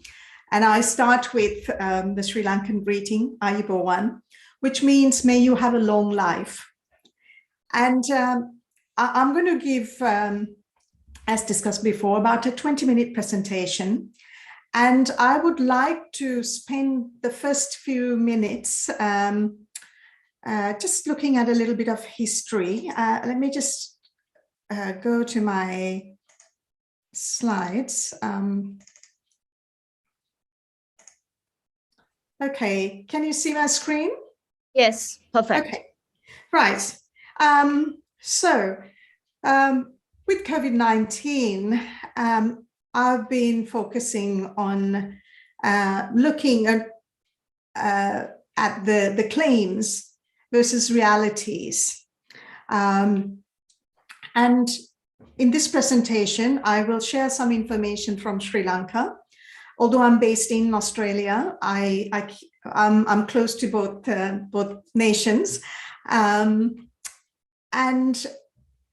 I think the history is very important at this juncture, because soon, through this WHO pandemic treaty, the sovereign nations of the world are going to be challenged. And it's often with historical knowledge, we can be empowered, we can face the current challenges and safely navigate into the future. So Sri Lanka is an Asian country with a long history, and the prehistoric data takes back to human civilization, many millennia, and human habitation over 100,000 years. And Sri Lanka is proud to have the second oldest continuous, the oldest continuous written history and the second oldest written history in the world.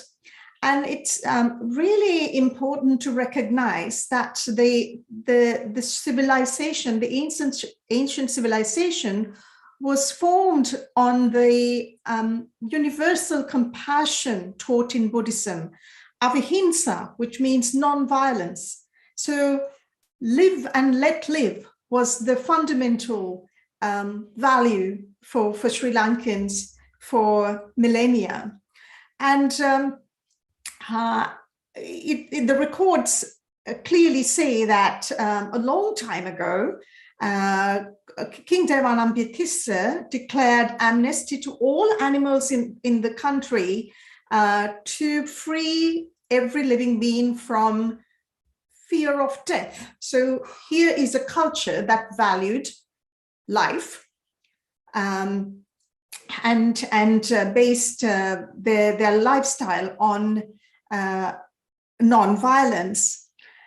And King Buddhadasa in the 4th century AD was a highly skilled Ayurvedic doctor. And there was one recorded story that when he was going to the temple at Mirisavatia, he found a cobra that was suffering and with an ailment. He examined the cobra, the snake, and found an abscess and treated it with surgical treatment and let it live.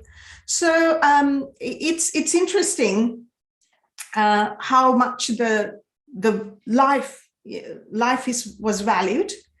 And not only that, Sri Lanka has the oldest dedicated hospital in Mihintale, as referenced by this German book. Let me just take you. Now, this is that historic site, the world's first dedicated hospital at Mihintale. It was built by King Sena in the 9th century AD in an existing site. So there's a couple of more of beautiful pictures. And here's a bath, a herbal bath carved out of stone. Now, with a little bit of that history of rich medical history in Sri Lanka, Sri Lanka ceded to the British Empire in 1815, and Western medicine was established following this. And the Ceylon Medical Journal that was started in 1887 is the oldest surviving medical journal in the Australasian region. And after Sri Lanka gained independence from the British monarchy, Western medicine became the most dominant form of medicine. However, traditional Ayurveda and homeopathy medicine are equally recognized branches of medicine with a lot of people commonly using these forms of medicine. For example, it is very common for allopathic Western medicine practitioners, doctors, to resort to Ayurvedic medicines, mostly herbals. So in this setting, when COVID struck Sri Lanka in 2020, it had a remarkable year. The first year, these I'm showing you deaths, the COVID deaths as time progressed. I haven't updated this recently. However, you can see in the first 12 months, the first year of COVID, only 204 COVID deaths occurred in Sri Lanka out of 22 million people in a high density living situation. You know, it is a small island. And remarkably, in the first 10 months, there were only 19 deaths. Signs of growing tension in Shanghai after a video emerged of a confrontation between police. However, in 2021, the situation drastically changed, and within the first 9 months, there were more than 12,000 deaths. So, I know, in stark contrast to the first year of COVID. So we need to really look at what went wrong. Now, I just want to give you one example. I was watching how Sri Lanka was progressing, and in 2020, on the 5th of August, there was a general election and 12 million people went out to vote, and there was incredible mingling. And those days, Sri Lankans were living rather freely. And, you know, this is just a picture with the winning, the prime minister who is in his 70s. And a lot of these people actually have, you know, Sri Lankan population has a high prevalence of diabetes, and you would expect this population to be highly susceptible to COVID-19. But although they very freely operated at this time, August 2020, strangely, there were no increase in COVID deaths. So that's on the date of the election. And 2 weeks later, still 11 deaths. This is, you know, for me at this point, it was very clear that there was no sign of a deadly virus circulating in Sri Lanka.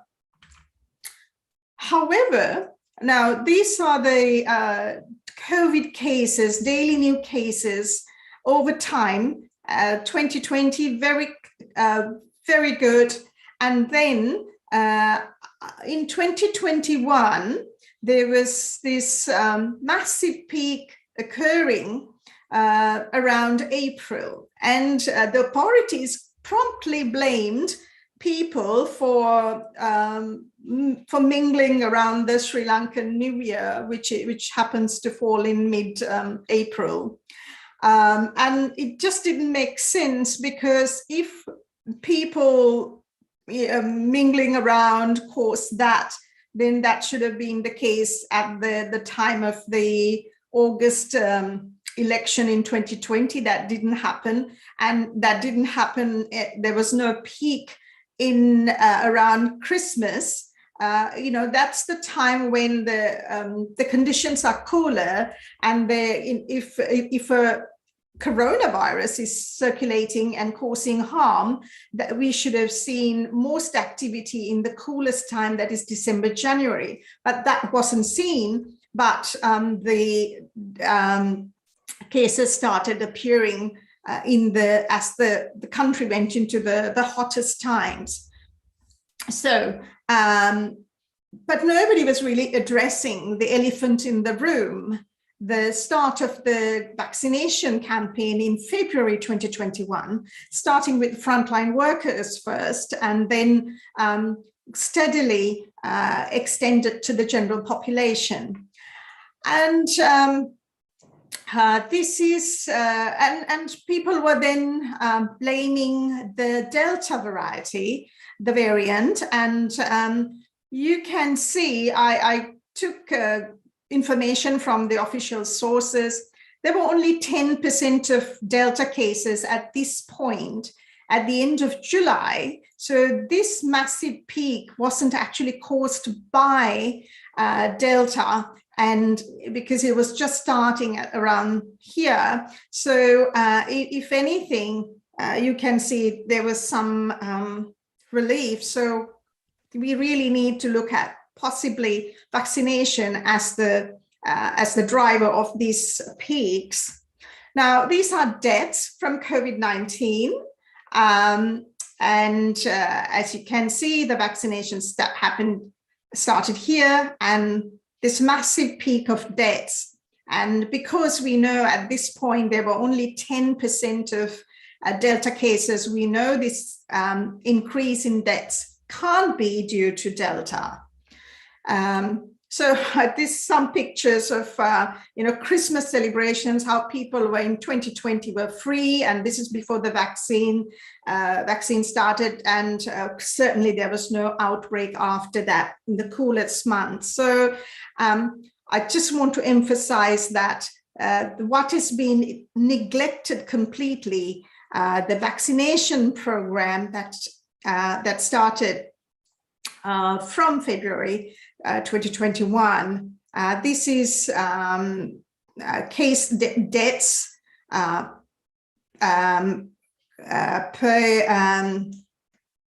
after Christmas, daily COVID deaths, and it actually peaked in August, 216 in one day. That is more than the number of COVID deaths in the entire year previously. So this is really,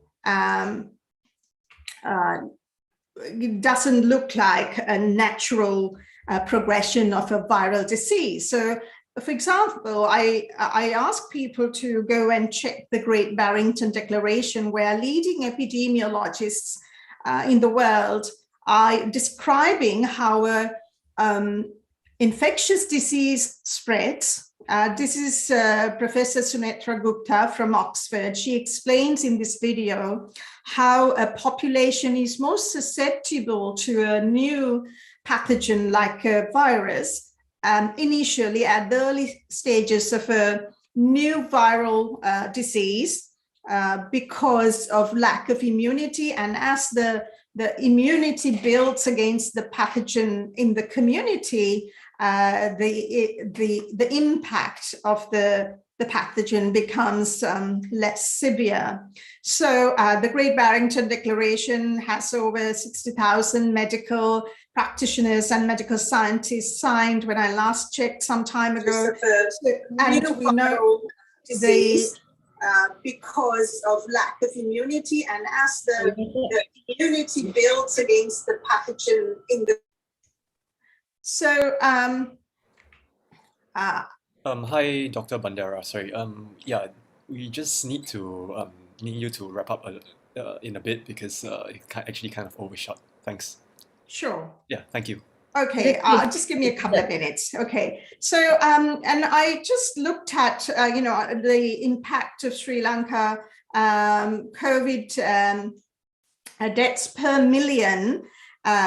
Comparing Sri Lanka, the black line, to Zambia, because Zambia, unlike Sri Lanka, resisted the WHO and Gavi push for vaccination with COVID-19 injections, whereas Sri Lanka went ahead quite steadily. And the interesting thing is, this is when the vaccination campaign started in the two countries, and you can see this peak in deaths happening shortly after. And unlike Sri Lanka, where the vaccination campaign was pushed, Zambia didn't do that, and they curtailed their activities in the WHO activities in their country. And as you can see, as a result, they've done pretty well compared to Sri Lanka. And here, Sri Lanka in the black line, comparing with Israel, one of the most vaccinated country, and with two least vaccinated countries. And as you can see, both Sri Lanka and Israel have done very poorly with heaps more deaths, COVID deaths. The African countries have had the least impact, and we can be fairly confident that this vaccination campaign is causing this effect. Very quickly, just looking at excess mortality in 2020, just looking at the big picture, you can see I've got two age groups, a Spanish elderly over 85, Spanish elderly 75 to 85 years, having massive excess mortalities in March and April 2020. However, the same did not happen in Taiwan, the same age groups. And, Taiwan did not lock down their country. And this really refutes the claim that a really deadly virus from China caused these deaths. This is really not possible based on many lines of evidence. And we need to investigate beyond the presented narrative. And all these medical organizations are not accepting the WHO narrative, and many government agencies that are pushing vaccinations.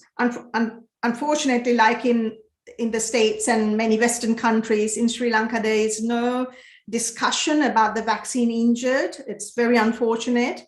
However, the Ayurvedic doctors have been helping the population, giving them assistance, not just the treatment. They have been issuing their own green card that's based on natural immunity. So a lot of people have been coming to these clinics the Ayurvedic doctors have been operating. People are very thankful for them, because the hospital doctors, the Western doctors, have been very scared to speak up. And I highlighted, I appealed to the Sri Lankan government a few months ago and said, not that all these calls have fallen on deaf ears, but to really stop the vaccination program and totally unscientific and unethical measures such as green passes and vaccine mandates. Things are getting a little bit better there now. And we really need to investigate and treat vaccine injured people as well. So I'll stop there. Thank you. Thank you so much, Dr. Banderas, for your excellent presentation. I would definitely like to interview you another time, when we have more time and not rushing for this. But thank you so much for sharing here with us. And I'm going to bring up now Dr. Jade. Dr. Jade, you ready now to do your presentation? Okay, I hope he's there. Dr. Jade, I saw you just now, I think. Yes, you need to unmute yourself. Yep. You try again, unmuting yourself. Okay. Yes, excellent. Okay. Thank you for coming here to share the situation in Philippines. Okay. Actually, I have to make a small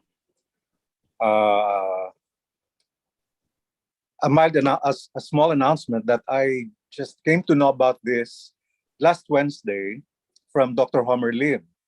He's the president of the Concerned Doctors and Citizens of the Philippines, to which I belong. This is an organization of doctors, lawyers, volunteers, and other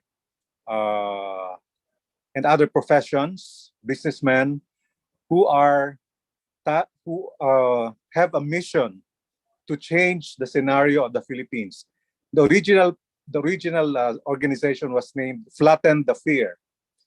Because of the fear that was gripping the nation and its people, we wanted to flatten the fear, and then we named it the Concerned Doctors and Citizens of the Philippines. Now, it was founded in September of 2020, and this was the time when hydroxychloroquine was still the medicine of choice in the early treatment of COVID.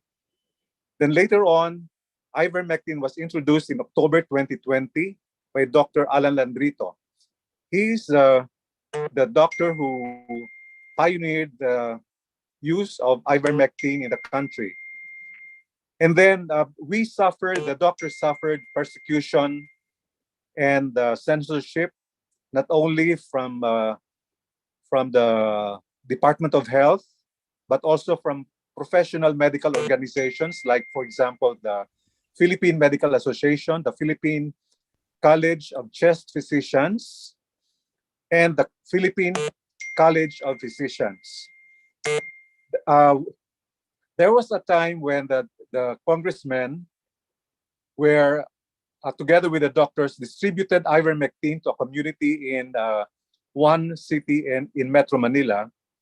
And after this event, the media persecuted the doctors, and the Department of Health threatened to remove or to suspend the license of the doctors participating in this event. Then, but we continued. We had a hearing in the Congress of the Philippines, where we invited Dr. Pierre Corey of the FLCC in the United States, and he gave a very impassioned speech during that hearing. And I think many congressmen were swayed to our side. Then we had the Philippine COVID Summit in November of 2021, where we invited Dr. Pierre Corey, Dr. Peter McCullough, Dr. Sabine Hazman, together with our local speakers. And then after this event, we had our huddles. We call it huddles because it is a weekly Zoom meeting where all members of the concerned doctors and citizens of the Philippines, together with its several units and sub-branches, met in one Zoom meeting to tackle many issues about the vaccines, about the mandates, about COVID especially, and many other things. And there were many participants, including businessmen and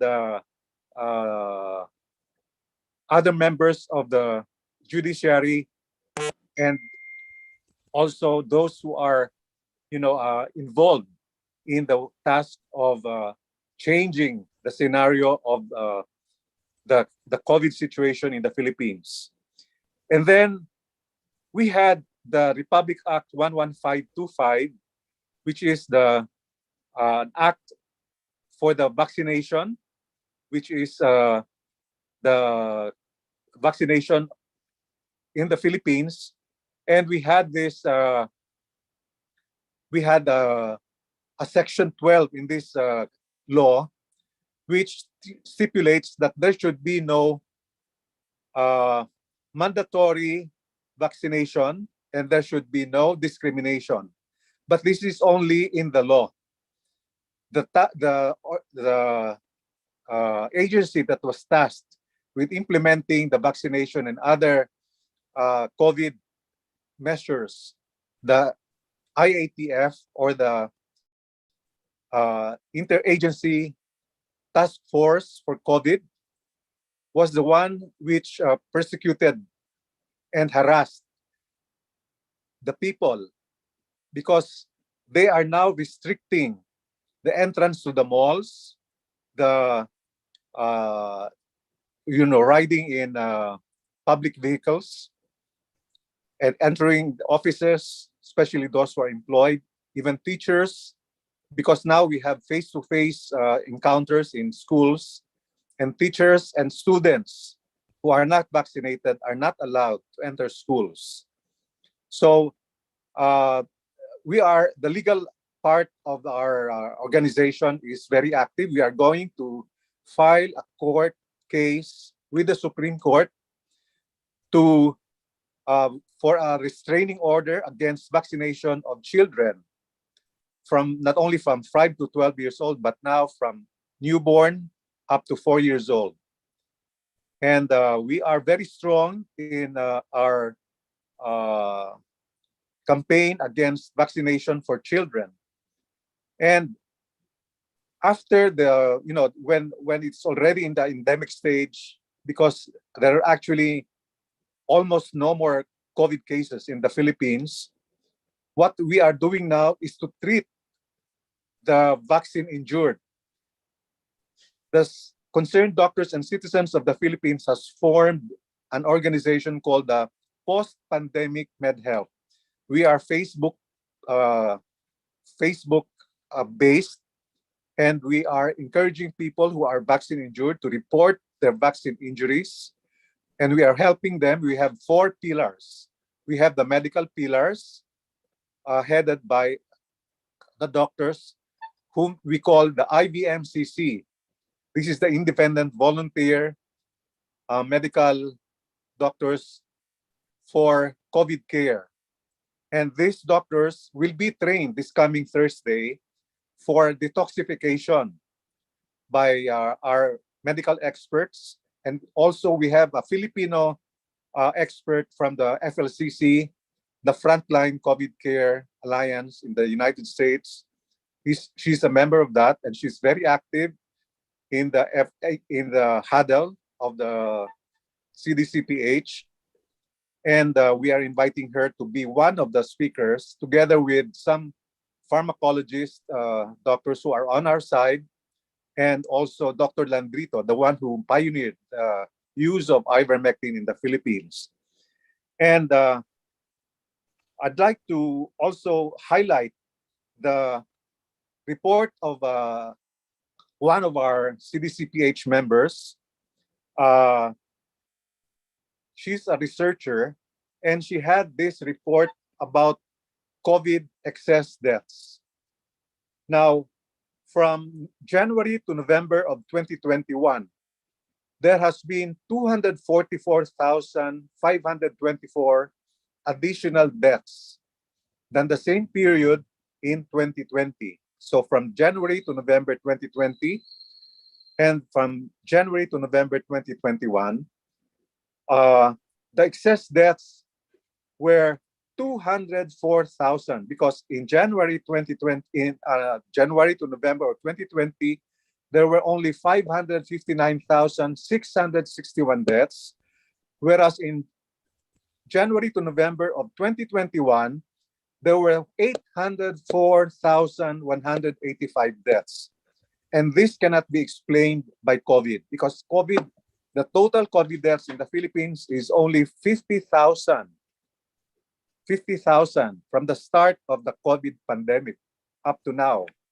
So there are about 244,524 excess deaths in 2021, which cannot be explained, except it was during this time that the vaccine was rolled out in the Philippines. So we blame the vaccine rollouts for these excess deaths in the Philippines. And this corresponds to about 40%, 44% increase in 2021 compared to 2020, 2019, 2018. And this is the true also worldwide. Worldwide, it is also 40% from the vaccine injuries, vaccine deaths due to these vaccine rollouts. So we are very active in educating our people with regards to this vaccine injuries, the adverse effects of the vaccine. And our organization, which I personally head, is very active in looking after those who are vaccine injured and giving them detoxification. And we have a program also for those who have died and who need autopsy to document the deaths of these patients. So we are very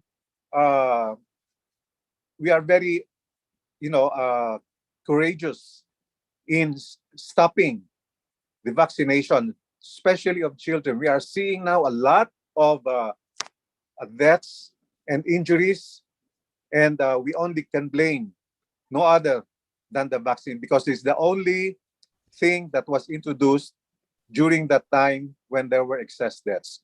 So this is, I just want to end my talk by reading Revelation 18:23.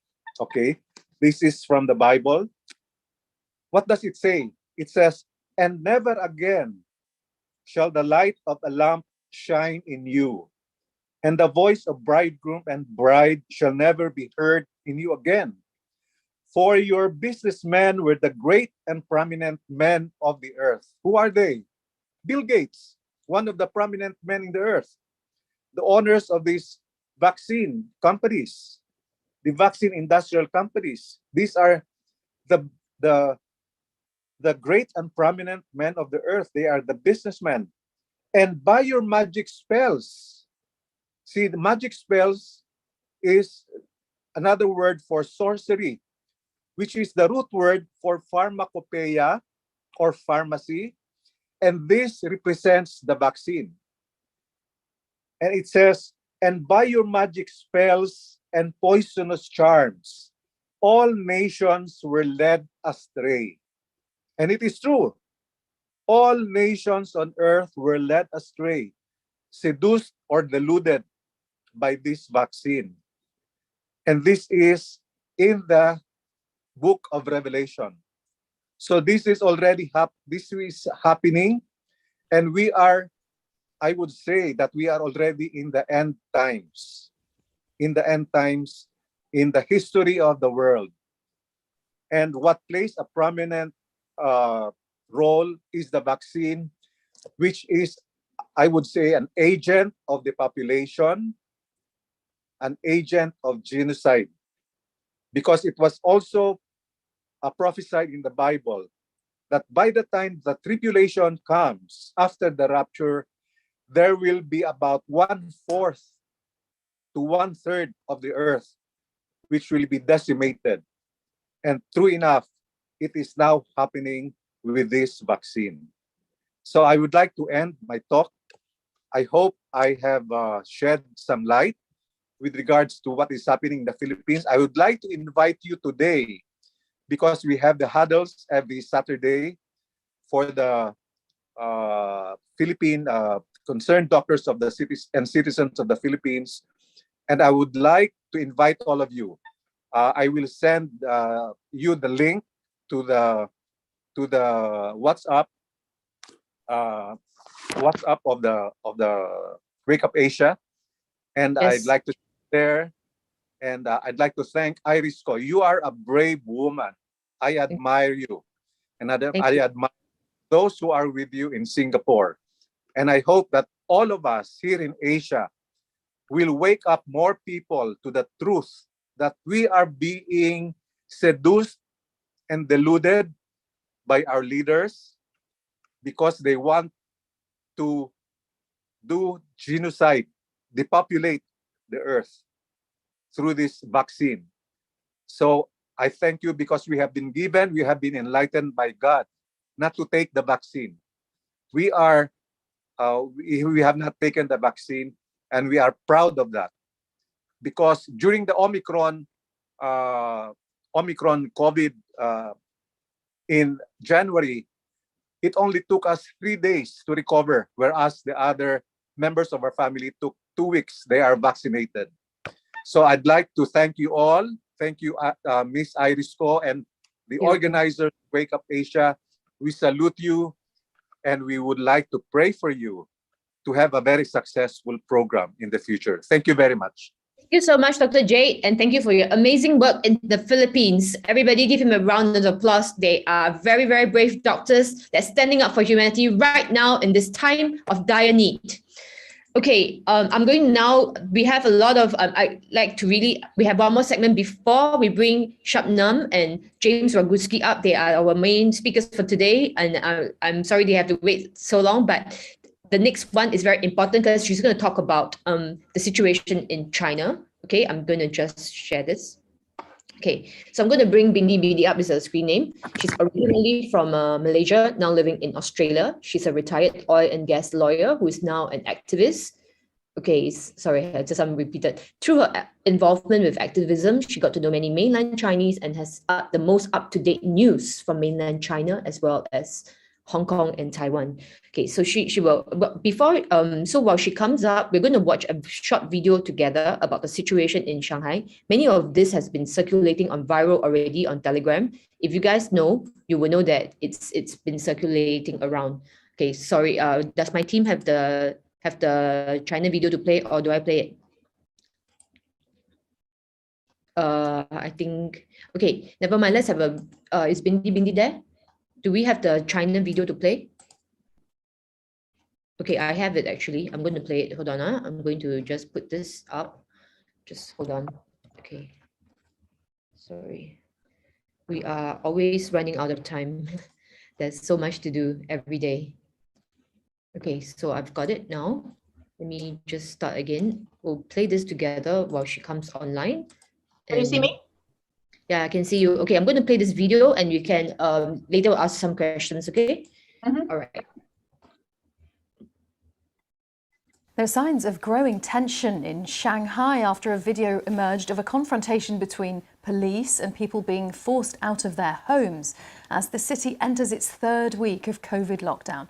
Clashes happened as police forcibly moved people out of residential compounds, which are being turned into temporary quarantine centres.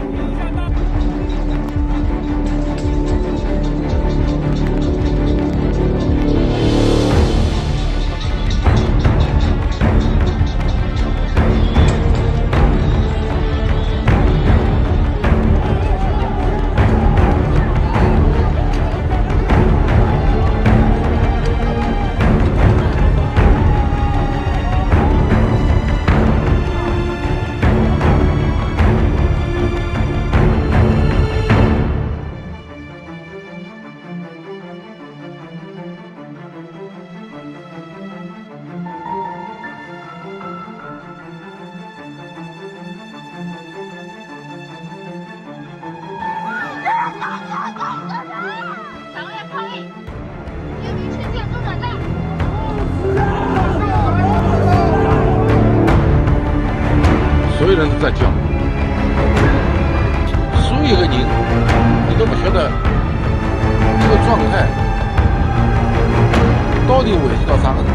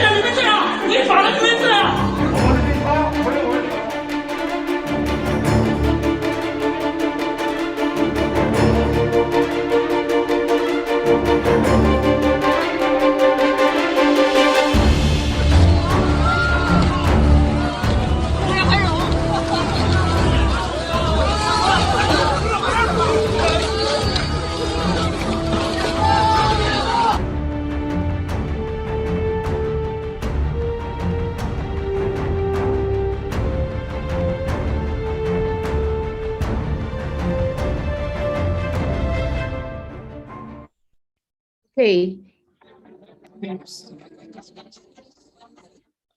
Okay, and that is not even the most scary video that I've seen. You know, I've actually seen people jumping off buildings and so forth. And at this point, I'd like to interview Bindi. Bindi, okay, what do you think of the video? Some people say that the video is not real. What do you say? And what's your source? The problem with people is because this sort of treatment doesn't happen to everybody. There are some minority, for example, expats. Expats are actually given free food. So if you talk to your expat friends who are working there, they are foreigners, they are treated differently. So they say it's not true.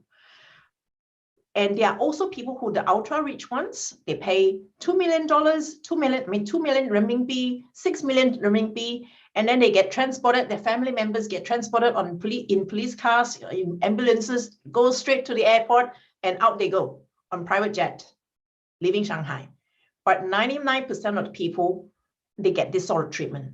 And even then, it differs a little bit. Certain more affluent areas, they get to where they are not so tightly controlled. The people actually are able to get together and do bulk purchase of goods. But most people get this sort of treatment.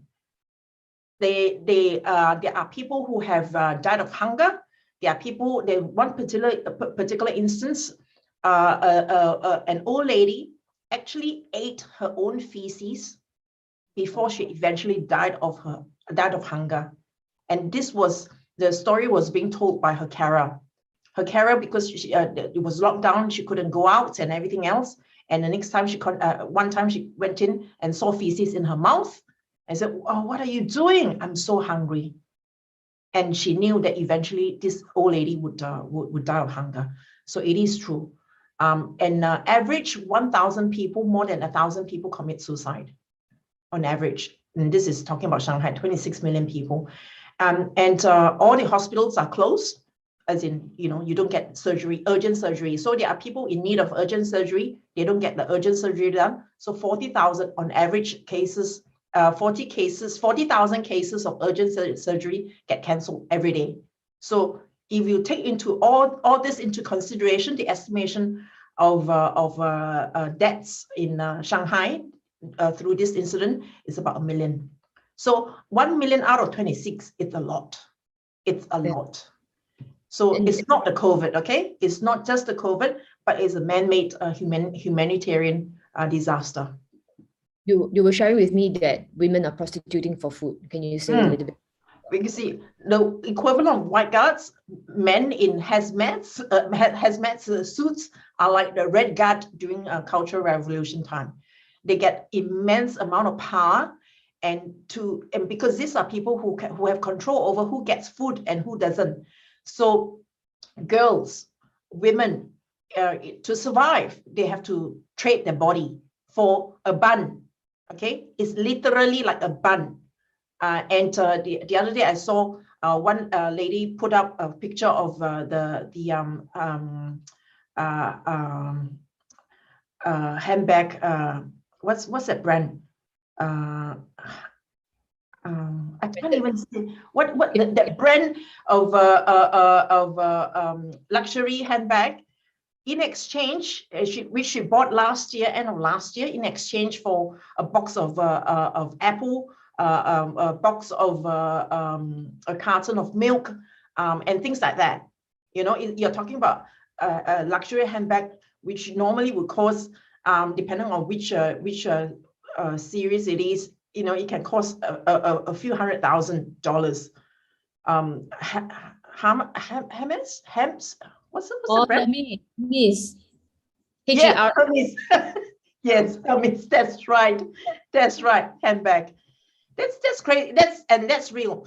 And we also know, because we know, because I through my work, I am actually we know a lot of people in China, and we actually also have people whose family members are in China, in Shanghai, and they all say when there were times when they were told to store food, store cash and everything else, people just, you know, when things don't happen 24 hours, they tell you you're lying. When this all lockdown happens, they literally just shut you in. They weld the door. They weld the gate. You cannot get out of your building. So that's how it is.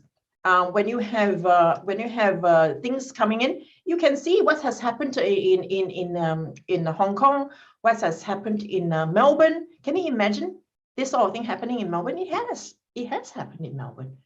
And New South Wales, people get bashed up like never before by police, right? So don't trust your government. Don't trust my government. There's a problem right now that the world is that we have lost trust in our government because of what they've done during this pandemic. We know that information is being suppressed. There's no transparency, and our health is in jeopardy. Okay, so I'd like to, would you have any parting words to say before I bring on the next speaker? I think you guys know it all. You are the awakened ones. It's not about health. Okay, this has nothing to do with health.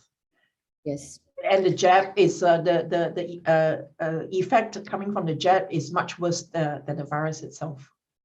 Yes.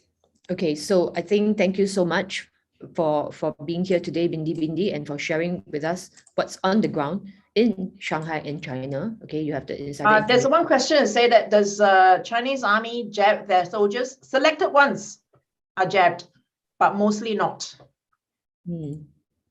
Okay, I see. Okay, sure. Okay, so thank you so much, Bindi, because this part is important for the next part, because we want the world to know that we don't want the COVID stormtroopers in our backyards. Okay, and we know what they are planning, and I think it's very important that the world is awakened now. And you also see stuff in Australia, a democratic country, police doing stuff to your citizens during this whole years of the pandemic. Politicians, health bureaucrats lying through their teeth. It's frightening. Thank you so much. Okay, so without further ado, at this point, I want to introduce our next very important two speakers for this. And here, thank you so much, Bindi. All right, so next, I have Shabnam, okay, who is here from South Africa, representing South Africa. She's from the World Council for Health. She's an activist, a journalist, a mediation lawyer, and arts education advocate. She's the founder and CEO of Transformative Health Justice, an MPC focused on safe, affordable, and effective healthcare, as well as SAVR, Savers, an alternative and independent vaccine adverse effects reporting system. She also chairs the steering committee of Children's Health Defense Africa, and she launched the African Coalition to Stop the Treaty, basically the WHO pandemic treaty. Serves on the steering committee of World Council for Health, a health advocacy non-profit organization for the people, by the people. Co-chairs its Law and Activism Committee. Okay, and I also want to introduce James briefly before I bring them both. James Roguski, he's from the US, is a researcher, author, natural health proponent, activist who believes that the old systems are rightfully crumbling, so we must build their replacements quickly. And he has uncovered many documents regarding amendments to international law and is doing everything possible to expose the WHO's hidden agenda. So without much further ado, I will hand the time over to Shapner and James for them to present this segment. Thank you very much, Iris. Thank you. you. Can you hear me? Yes. I'd like to begin with some words of inspiration. The corporate revolution will collapse if we refuse to buy what they are selling, their ideas, their version of history, their wars, their weapons, their notions of inevitability. Remember this, we be many and they be few. They need us more than we need them. Another world is not only possible, she is on her way. On a quiet day, I can hear her breathing. And those are the words of Indian author and activist Arundhati Roy. Greetings from South Africa, Salam, Sanbanani, Namaste. And of course, a massive and heartfelt thank you to the Asian Coalition for Health. Iris, we began this process about 2 weeks ago, where we sat in conversation and spoke about the need to retain health freedom as a united people across the world, not divided by artificial borders. And here we are 2 weeks later, and I couldn't be more proud of you and the organizers of the Asian Coalition for Health. I remember saying we need continental coalitions, we need intercontinental coalitions, and here we are. So congratulations to all of you. Today, I will be facilitating an interview on the critical topic of the power grab by the World Health Organization, in particular via the International Health Regulation Amendments due to happen this May 22nd to 28th in Geneva and convened or controlled and coordinated by the World Health Assembly. It is an essential topic for us to unpack, in particular because simultaneously the WHO has also been trying to put together a global pandemic treaty. And as many of you might know, there's also a campaign to hashtag stop the treaty. There is a difference between the two, the global pandemic treaty and the international health regulations, but they certainly are connected. Today, we want to focus on the international health regulations because May 22nd to 28th is literally about 4 weeks away. A little about the success we've achieved thus far. Round one of comments on the new treaty, remember the new treaty, which is meant to be confirmed in 2024, saw perhaps thousands of comments to the WHO. There was a round one of public participation via written comments and video on the 12th and 13th of April. Our statistics tell us 415 million accessed the campaign that was initiated by and supported by the allies of the World Council for Health. Round two happens in June, 16th to 17th of June. We believe the only reason WHO said, okay, we'll have a public participation process, even though it was a sham, is because we kept saying without public participation, no agreement is valid. No agreement is recognized by the people of the world. And I want to pause there to say the traditional leaders from New Zealand wrote to the WHO and the United Nations to say, we do not recognize your authority over us. You may have an agreement with the corporate state of New Zealand. You do not have an agreement with the people of New Zealand. And so that word sovereignty is one that must thread every conversation that we have. I want to turn then to our interview with James Rogaski, who is, of course, my friend, a researcher, an activist, an expert in the area of the power grabs by the WHO. And so, of course, we'll continue to be working together closely with all our allies around the world to make sure that health freedom is not just a vision, but a reality. And of course, we'll be talking about the international health regulations. So let's pause our minds away from Stop the Treaty and let's turn to the international health regulations. James Rogaski, welcome and thank you for joining us today. It's wonderful to have you at the Asian Coalition for Health launch. Thank you so very much for having me. And I am here to sound the alarm, okay? But I am also here to share with you my enthusiastic belief.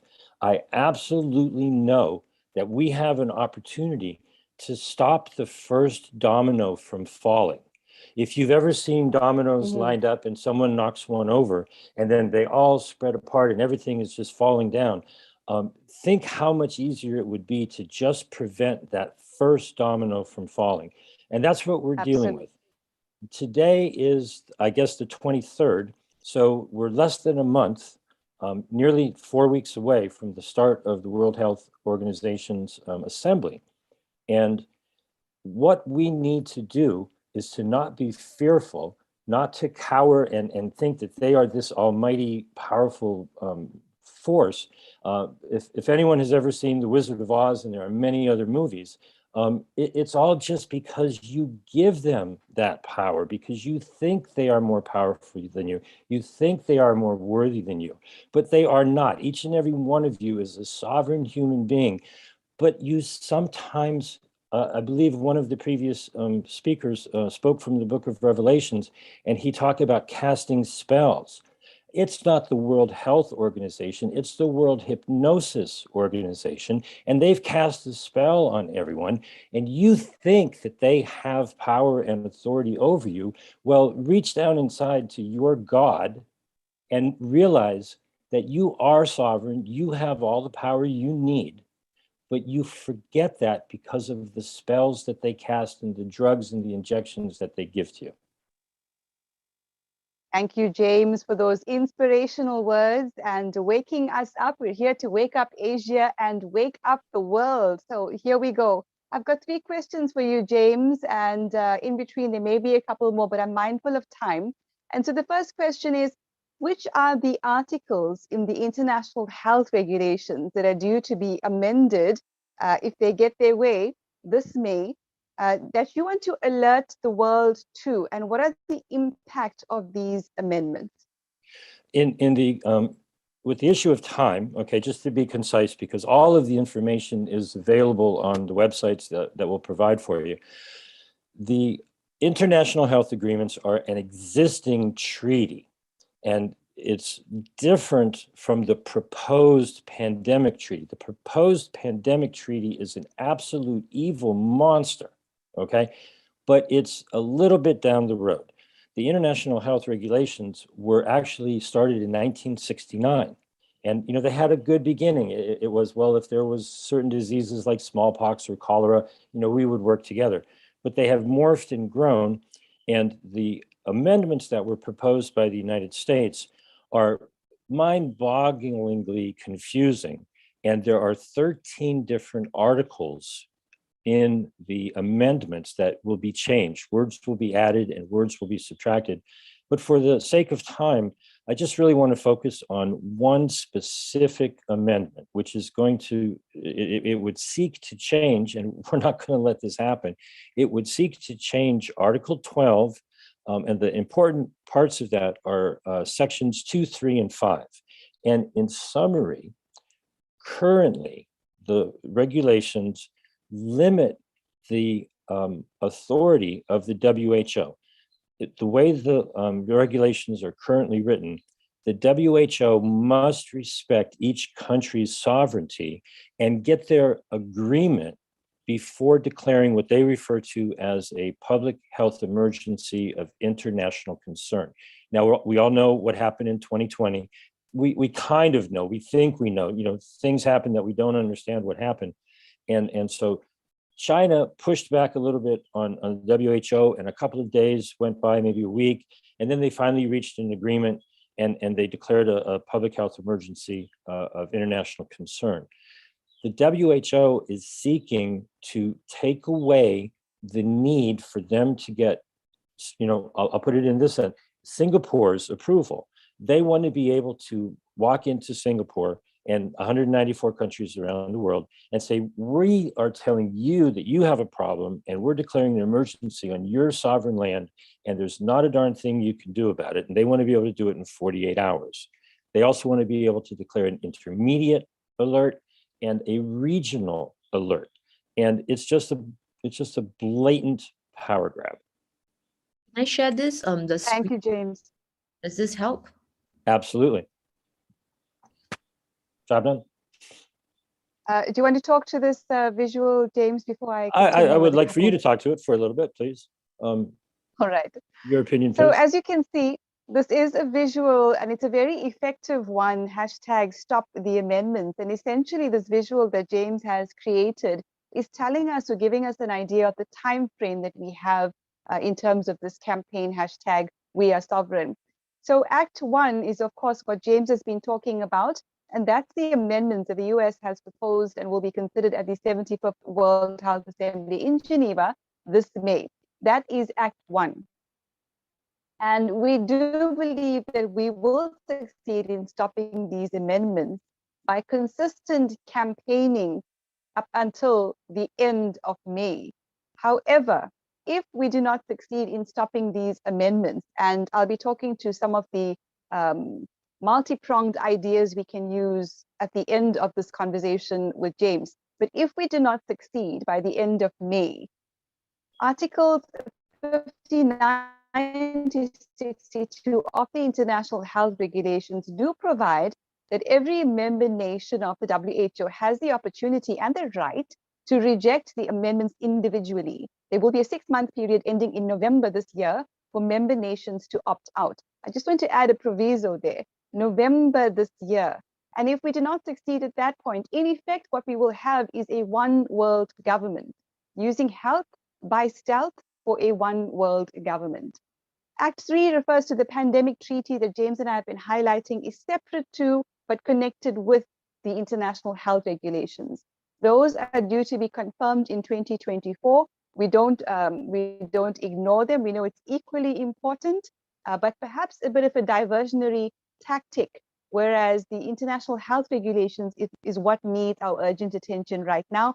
And that wonderful website that James has put up, don'tyoudare.info, includes some of his wonderful Substack articles, very informative, links included, as well as contacts of people that should be emailed, written to, and whose conscience can perhaps be appealed to, but more importantly, to remind them of our sovereign right to make our own decisions about our health and our freedom. James, anything you want to add there? Yes, the sorcerers at the World Hypnosis Organization have cast their spell on people, and they make people think that whatever they say has the force of law. And I actually have found myself making a slight typographical error, and I find myself referring to the international health recommendations. The United States actually changed one of its laws 5 years ago. And it literally says that in the United States, we can declare in our country a public health emergency if the WHO director merely makes a recommendation about something that should be done for a health emergency. It is astonishing how people who run government and they're in government positions fall victim to the hypnosis of if you forget that you're sovereign and someone says that they have authority over you, and you lose connection to your God, and you think that that man or woman is able to tell you what to do, you are the source of the issue that needs to be corrected. And so the main task at hand is to spread the word with thepeoplestreaty.com, which it's an explanation of the rights that you may have forgotten. Now, Act 3 is yellow, and the close observer will notice that they're not all three red. The pandemic treaty has an abomination of things that they're considering. And I believe that what we need to do is to start saying, no. We don't want to give you more power. We do want to change international law, but we want it to be so that we reclaim our power. And so there are many actions that are coming. Tomorrow, this is a present for me. Tomorrow is my 62nd birthday, and I'm celebrating tomorrow I have about 6 articles that I will be publishing, and it's going to lay out some of the actions that people can do.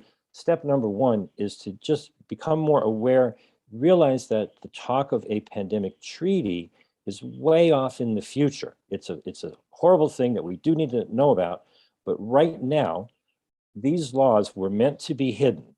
They were meant to have no one see, I'm sorry, these proposed amendments to the international health regulations were meant to not be seen at all.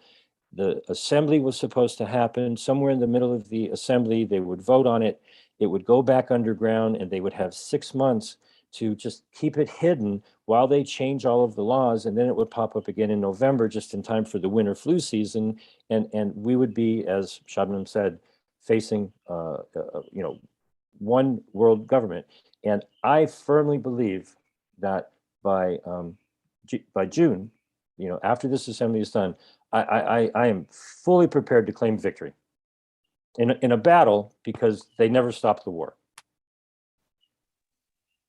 Shabnam? Thank you, James. So I think we've covered the first two questions, which is highlighting some of the amendments that are, clearly a power grab and intended to subvert the sovereignty of countries, but also the autonomy of human beings to make decisions about themselves. And human beings intrinsically are full of wisdom and compassion, and we know how to care for each other. In Africa, we have the word called Ubuntu, or Umuntu Gumuntu Gabantu. I am because you are. We are here to look after each other. So James, finally, before I conclude, what is your call to action? What are you asking the public to do? Obviously, you have to be informed. So go to stopthewho.com, go to don'tyoudare.info, go to thepeoplestreaty.com and learn. Here's where I shock everybody that I talk to, okay? I'm in the United States, and so, people know that from country to country, there's different area codes and calling codes. My phone number is 310-619-3055. If you're, wanting to help and be active, call me anytime. And it's 310-619-3055. I find myself not in the eye of the storm, but in the eye of a tornado. And everything is spinning around, and it's been joyous. The people who have called me, the people that I meet, I'm very enlivened, with what is happening. The energy of these good people is lifting me up. It's just wonderful. What we need to do, and Shabnam, I don't believe I've told you this. I haven't had a chance. This will be news to you as well. I went to school for computers, and I understand websites, and I went looking for on the World Health Organization a list of the delegates who will be supposedly representing all of us around the world, because this is not just the United States issue, it's the entire world. So there's supposed to be 194 countries. They get 100, each gets one vote, but they have 3 delegates officially, a chief, deputy, and regular delegate. But the rich companies bring an enormous delegation, and the less wealthy countries bring a few other people. But there are literally thousands of people who go to Geneva to do what they do at these kinds of conventions. And so I just would like to ask everyone a rhetorical question. It's not a fair question, because I know that I was able to find the previous lists of delegates from the 71st Assembly, the 72nd, the 73rd, the 74th. And when I get to where on the website, because it's all the same, they haven't published the list of delegates to this upcoming assembly. And the first call to action for everybody is to reach out to your health ministry, your what is the equivalent of the State Department, your foreign ministry, and everyone, talk to everyone, just ask them a very simple question. Do you have any idea who is representing you before the WHO's assembly in May? And if we don't even have the ability to learn who is supposed to be representing us, let alone contact them, let alone have them listen and be able to give them our opinions and our wishes, we do not live in a world that is paying attention to us. And the first step is, in each country around the world, ask your government officials and demand of your government officials who is representing you before the WHO. And going forward from that, contact me, get on the website. We have a lot of things that we're working on in terms of actions. But the main thing is for people just to wake up and understand that it's not about anything to do with the pandemic treaty down the road. This is happening right now. You better get moving. And when you go to a wedding, I don't know how it is everywhere in the world, but in the United States, they ask people, oh, well, would you like to object to this union of two people? And there's a saying that says, speak now or forever hold your peace. Well, I would like to say to everybody here, you better start yelling at your government officials now, or you will be forever wearing a muzzle. And I bring words of hope and positivity, because I think we can stop this first domino from falling, but it's going to take all of us. And so I encourage you to pay attention, learn, spread the word, and take action. Thank you so much. Thank you so much, James and Shabnam, for this excellent and very urgent message that the world needs to hear. Okay, we don't want to have COVID stormtroopers in our backyards. We don't want unelected people representing us, controlling us, and giving the shots of whatever there's to happen. Okay, so we'd like you to take action. Okay, please visit those websites. Singapore will do our own actions shortly after this. I have been given the speaker's corner on the 7th of May. Since there's no more no jab, no job, I'm going to use it to do the stop the world, the health treaty. Okay, I will ask for permission and I'll update all of you. Now, we're about to come to the end of today's session, but before we go, let me just, so that I can be pinned up a bit. Okay, can you all see? Okay, I would like you all to join forces with all of us at the Asian Coalition for Health, to join the organizers and the different people from different countries. Okay, you can go to this link called bit.ly/ACF Health and fill up your email, your contact database if you want us to keep you updated of the latest actions from each country. And if you would like to help us by, doing translation of videos and all that, we're always, we are the virtual truckers of Asia. There's no real truckers, we can't be that, but of course we are very, very grateful for all the freedom fighters around the world who are risking their lives, risking their name, risking everything, so that all of us will have freedom. All of us will not have to sacrifice more. Okay, so I'd like you to, and Asia is waking up. You hear all the doctors today. There is much hope. Don't lose hope. I know that it feels like we can celebrate now that they have removed all the mandates and stuff, but you just heard James and you just heard Shabnam. Okay. Hi, Iris. Yes. I'm so sorry. My internet dropped out. I think James is finished. Can you give me just a minute to close up? Yeah, of course. Let me pass the time back. Can you hold on? I'm just going to pin you. Shabnam. Yes. All right. Thank you. So I just want to close up by saying, and I'm not sure where you ended, James, so forgive me if I do repeat myself, but essentially to say that the call to action on the Stop the Treaty on the World Council for Health website is essentially the same call to action on stopping the amendments to the IHR. Firstly, we suggest that please raise awareness by any means necessary, however you can. And of course, utilizing the power of translation, which is very powerful. James was telling us about an Ecuadorian colleague that had done some translations as well. So the word is really spreading around the world, and it's such a joy to see and observe.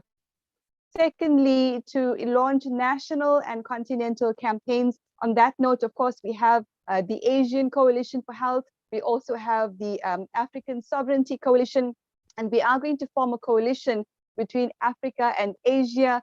It's a South-North, North-South collaboration that we believe will be very powerful. We're hoping for South and North America to form a coalition, and Europe, of course, with Australia. So, but we're very happy to see that Africa and Asia are joining together to reclaim our human rights and our sovereignty. In terms of the IHR, I've been having several meetings with various colleagues, and essentially the multi-pronged approach is as follows. One, continue raising awareness, as I mentioned. Two, there are some people talking about legal action to potentially stop these amendments, as there has been no public participation, and they've also not gone through the Senate in America. So certainly grounds upon which his amendments can be interdicted or stayed. There are some people talking about potential rallies in Geneva. We know there have been many rallies outside of the WHO, the UN, Davos, etc. And so this wouldn't be anything new. And of course, when we hear more information, we'll be willing to share it.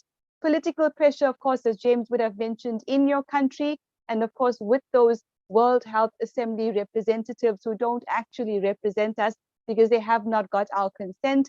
And finally, but certainly not least important, is creative campaigns. So memes, posters, visuals, videos, all of the above, using art, using poetry, very important. And finally, just to say that the Bath conference is coming up also on the 20th to the 22nd of May. I will be moderating a panel on law, justice, and human rights. So certainly these topics will be included in that conversation. There are also panels on reclaiming the science, of course, a strong relationship between what the WHO has done in reclaiming science, as well as panels on revolutionizing the media and activating citizenry, active citizenry around the world. What does it mean to be an activist? So we hope to see the Asian Coalition for Health there. And I'd like to close on the words of former President of South Africa, Nelson Mandela. It always seems impossible until it's done.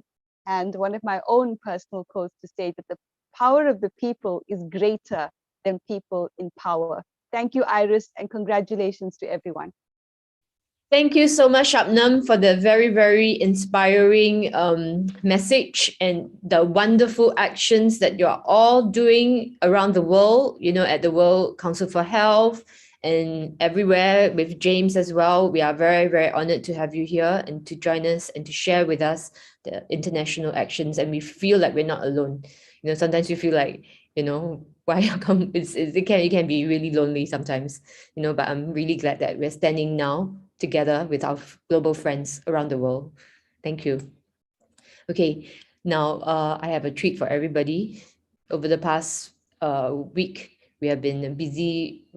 You know, I'm a musician, so I wrote a song. It's called It's Time to Wake Up. And we'd like to share this with everybody. This is made by the community in Singapore.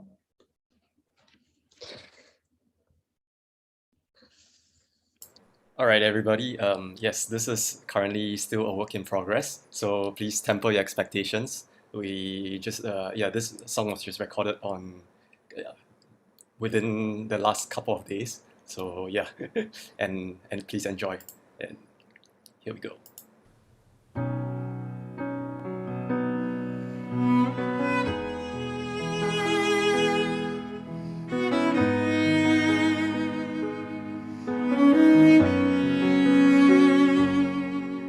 There's a rain cloud over me, a veil over my eyes. I can see beyond today or tomorrow. I don't know why I can't breathe with ease. Something's not quite right. Do you feel it? Am I dreaming? There's some ringing in my ears. My eyes are failing.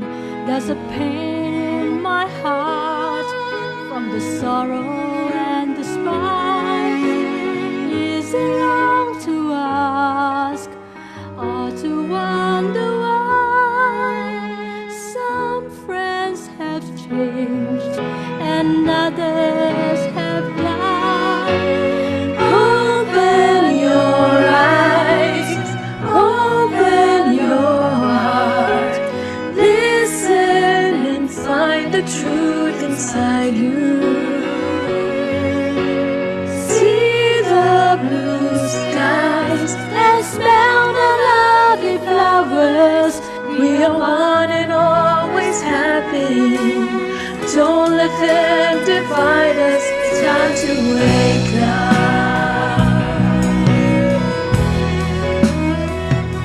It's time to wake up.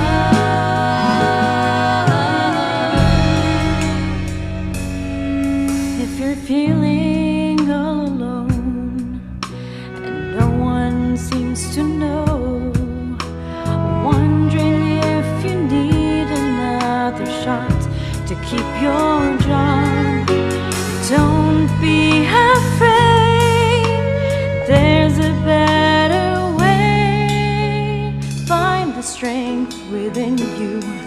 You are stronger than you think. Open your eyes, open your heart. Listen and find the truth inside you. See the blue skies and smell the lovely flowers. We are one and always have been. Don't let them divide us. It's time to wake up. It's time to wake up. There's a reason we are here. We need to stand up. There are people who are hurt. We need to speak up. There's a wall against us. If we do nothing, it'll be the end of us. Running out of time, running out of life. Open your eyes, open your heart. Listen and find the truth inside you. See the blue skies and smell the lovely flowers. We are one and always have been. Don't let them divide us. It's time to wake up.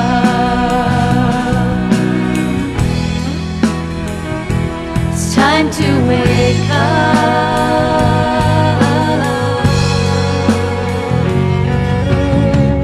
There's a reason we are here, we need to stand up. There are people who are hurt, we need to speak up. There's a war against us, if we do nothing, it will be the end of us. Open your eyes, open your heart, listen and find the truth. See the blue sky and smell the lovely flowers. We are one and always have been. Don't let them divide us. It's time to wake up. It's time to wake up. It's time to wake up.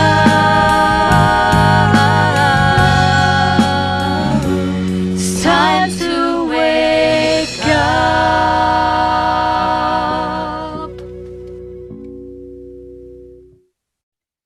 Okay, so at this stage, I want to thank you, everybody. Thank the team for putting the song together, and thanks, Alex, for putting the video together, and all the people and all the doctors, lawyers, concerned citizens, activists, freedom fighters all around the world. We're going to fight this and we're going to win.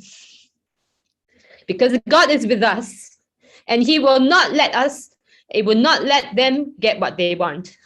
We will win this, everybody. It's not over. Okay, what they have just done is brilliant, because people are just going to relax and think that everything is back to normal, but it's not. You've heard everybody here today, and there are people who are out there, they don't know what has happened to them. They still cannot connect the dots. They do not know that they've been hurt by the vaccine. Okay, so please reach out. The world needs a lot of compassion. Oh, what happened?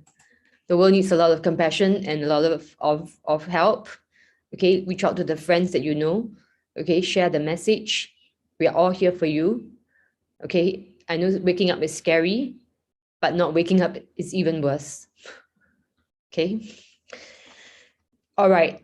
We've come to the end of today's session. If you haven't filled I'll just share this one more time. Okay, please do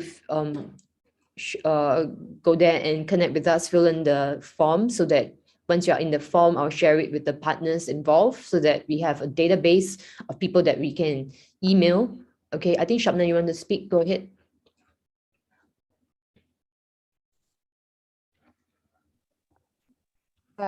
Sorry, Iris, I've just been having endless issues with my internet. I think it's quite strange at this particular moment in time, but is there something you would like me to speak to? I'm very happy to do that.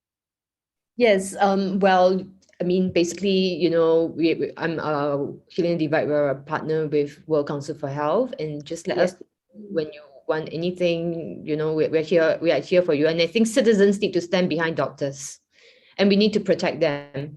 Yeah, absolutely. And we need lawyers, we need brave. Absolutely, but I would like to say though, Iris, that I think it's everyone. It's the farmers. God bless the farmers who are there growing that food for us, and those who are focused on clean water and renewable energy and alternative economic systems and all of these wonderful ideas that we have amongst us, and that we now realize, you know, they say necessity is the parent of invention. Well, it absolutely is. Now we've got to find alternative ways to thrive and to live together. And I certainly believe we're going to do that. But you're quite right, Iris. Your organization and others we're so blessed to have as partners at the World Council for Health. If any other organization wants to become a partner, please go to our website, worldcouncilforhealth.org, become a partner, join our Monday General Assemblies. We have brilliant speakers, we have interactivity, and we certainly want to have a global footprint so we can build, as we say with our motto, we can join us in Bath at the conference from the 20th to the 22nd of May. It really is up to us. And I know it's a bit of a pun, but we say, if not us, then who? If not now, then when? Yes, exactly. So let me see. I have a final slide, I think, you know, and this, I think there's some message from, hold on, let me just share again. There's some ways that you can connect with the Philippines, Dr. Jade, and so forth. Do I have it? Okay, sorry, a bit of delay. We're almost to the end already. Okay, I'll just share this. I think they want, my team has put it in. Maybe there is something that they want to share. So anyway, really out of time. Okay, so I'm just put this up. Okay, so there's a message. So this is how you can reach the Philippines. Dr. Jade Del Mondo. Okay, they are also helping people there, especially autopsy. You heard him right. Okay. So if the doctors don't want to do it here, the coroners don't want to do it here, okay, we're going to take it outside. We're going to find the truth and we're going to find justice for the people we love. Okay, so here, okay, and hunger, agenda today is to resist. Okay, so this is something from Philippines. Okay, yeah, we'll find a way to connect with everybody. I just want to leave with this. Truth is like a lion. You don't have to defend it. Let it loose. It will defend itself, guys. So we don't have to do anything. Just let the truth be out and let people wake up. Okay, we don't have to do anything. So you know that I have got zero POFMA right now. The government, although I have been doing everything, they just declared I spread misinformation, but they did not actually take me to court for spreading misinformation. So is it really misinformation? Come fight me on the facts in court. I'll be glad to. Okay. That's all, everyone. Thank you for being part of this amazing, powerful session. I'd like to thank all our partners and our volunteers and supporters around the world. Please continue to support us in our work. We really, you know, unless you want me to retire, which I will, but otherwise, please continue to support us. You know, that's not over. Okay, and we are here for we are going to connect with all the freedom fighters around the world, and we're going to do this together as one, not their one government or whatever, but we are united people. We're not going to be divided by anything. Not vaccinations and status, nothing. Not race, religion, nothing. Okay, so if you enjoy this this video, it's going to be available on YouTube. It will be available on Rumble and everywhere. Just if you wish to download it, share, cut it up, do whatever you want. This video is for the world. Okay, just if you want to translate it, go ahead. All right, so I think we're at the end. So thank you, everyone. Have a great weekend, and I hope to see you on the 7th May, where I will get permission to do something at Hong Lim Park to stop the WHO pandemic treaty. Okay, that's all. Thank you, everyone.